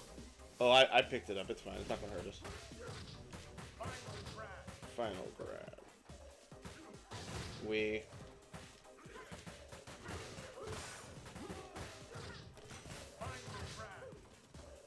Okay. I like how Shiva doesn't actually pick up weapons. He just kind of scoops it up and just punches it at them. All right. Okay. Okay. We're surviving. We're surviving. We are surviving. Owie.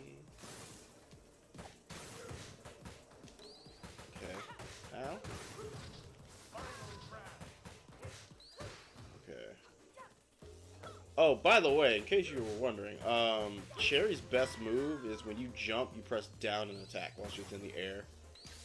Like, if you get somebody with that, you can just keep popping up on them. And they...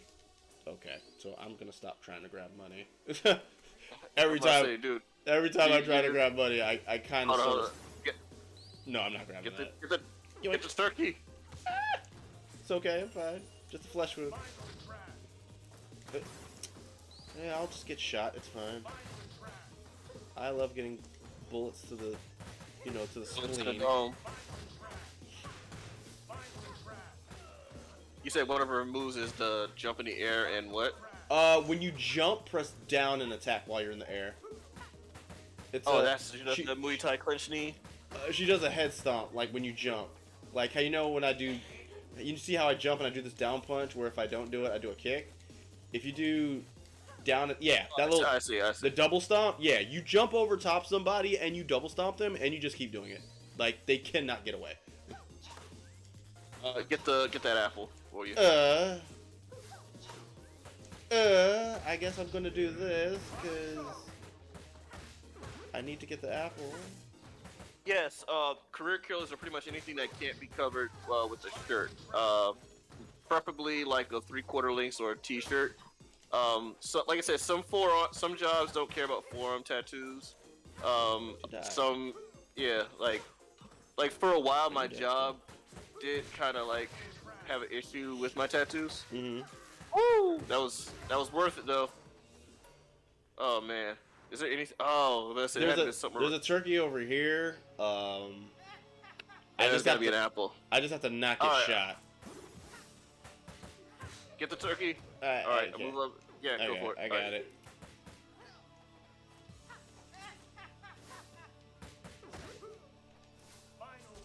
Yep. Ow, that's fine. Flesh wound.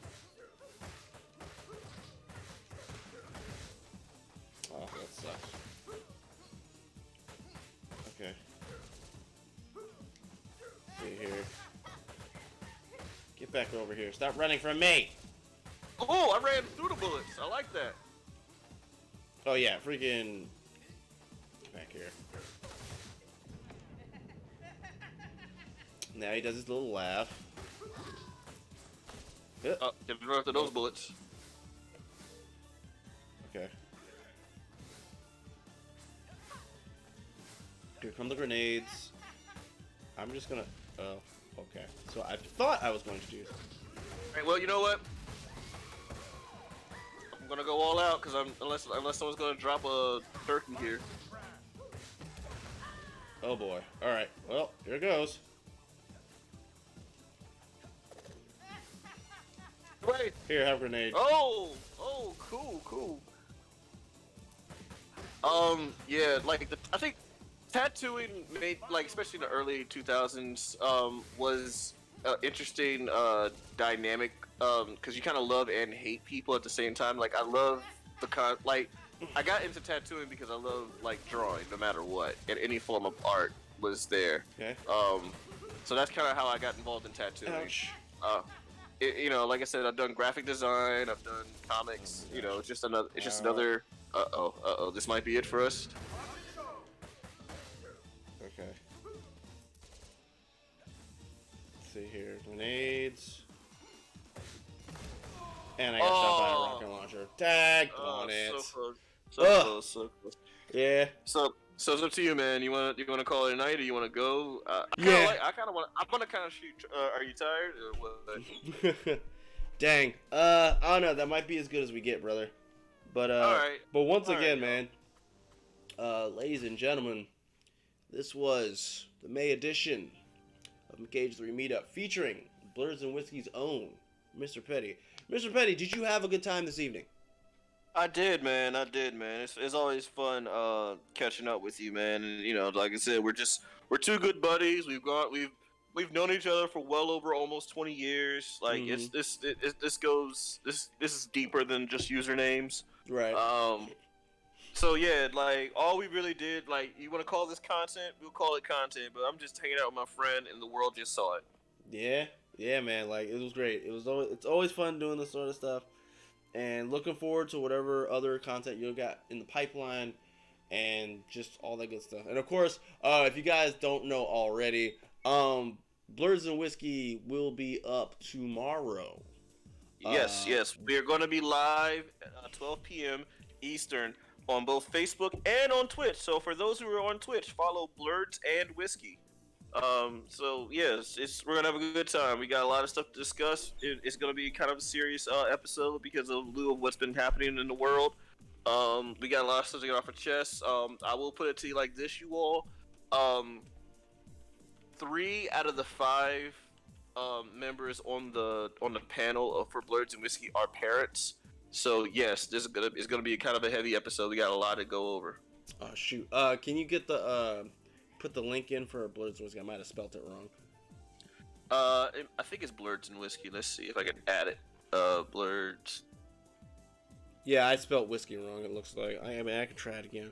But yeah, check them out. They are awesome content creators. They talk about a lot of nerd culture, current events, nerd culture consisting of games, movies, TV shows, just all sorts of stuff. And of course, you know, they enjoy a little bit of the bubbly, you know, from time to time. So definitely check them out. They're awesome. In the meantime, you can check me out every Tuesday, Friday, and Saturday at 10 p.m. Eastern Standard Time, USA. Tuesdays are Tuesdays. Fridays, TJab, McAgee3 do adventure games. Saturday, Sluggers, we do fighting games. If you like what you saw, I'll give you a follow. If you loved what you saw, I'll give you a sub. But either way, let folks know that McAgee3 is out here putting quality content for each and every one of you. Social media, you can follow me on Twitter, Instagram, and DeviantArt at McAgee3. I also have a YouTube channel called McAgee3 Productions, where you can find this very episode of McAgee3 Meetup in the YouTube channel.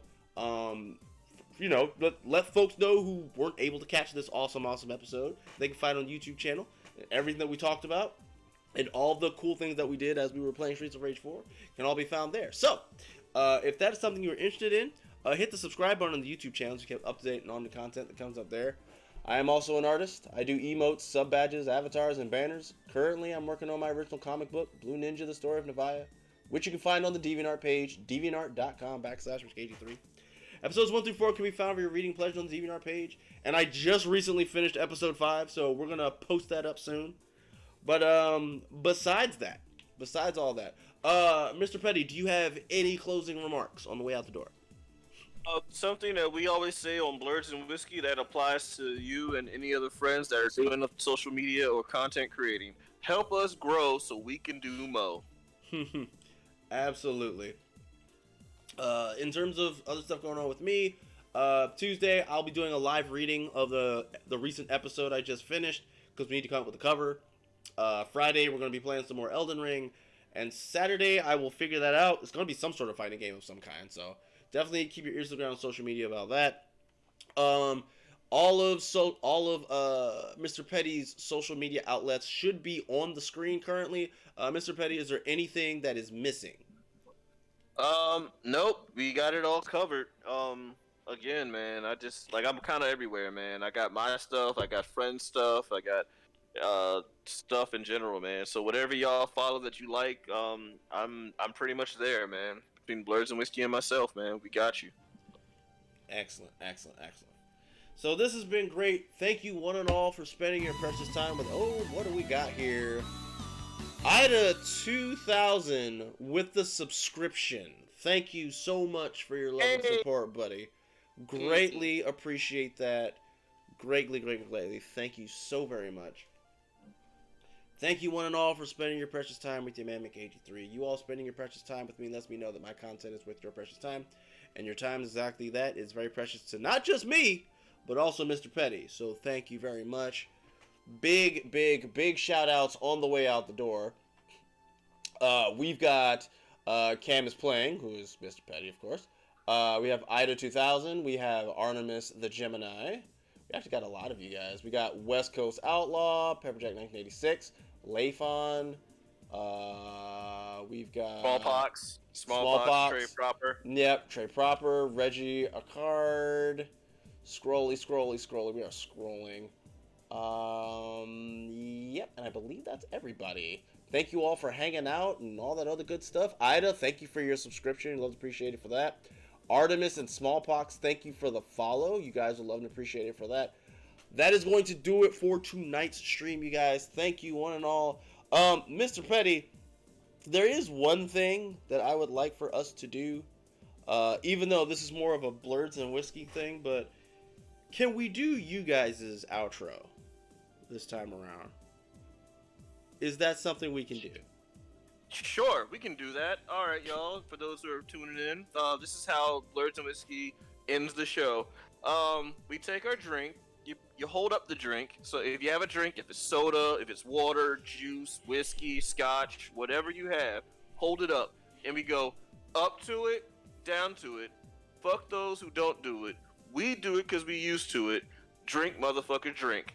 And we out. Come take this shot. Sweet. You all have a wonderful evening.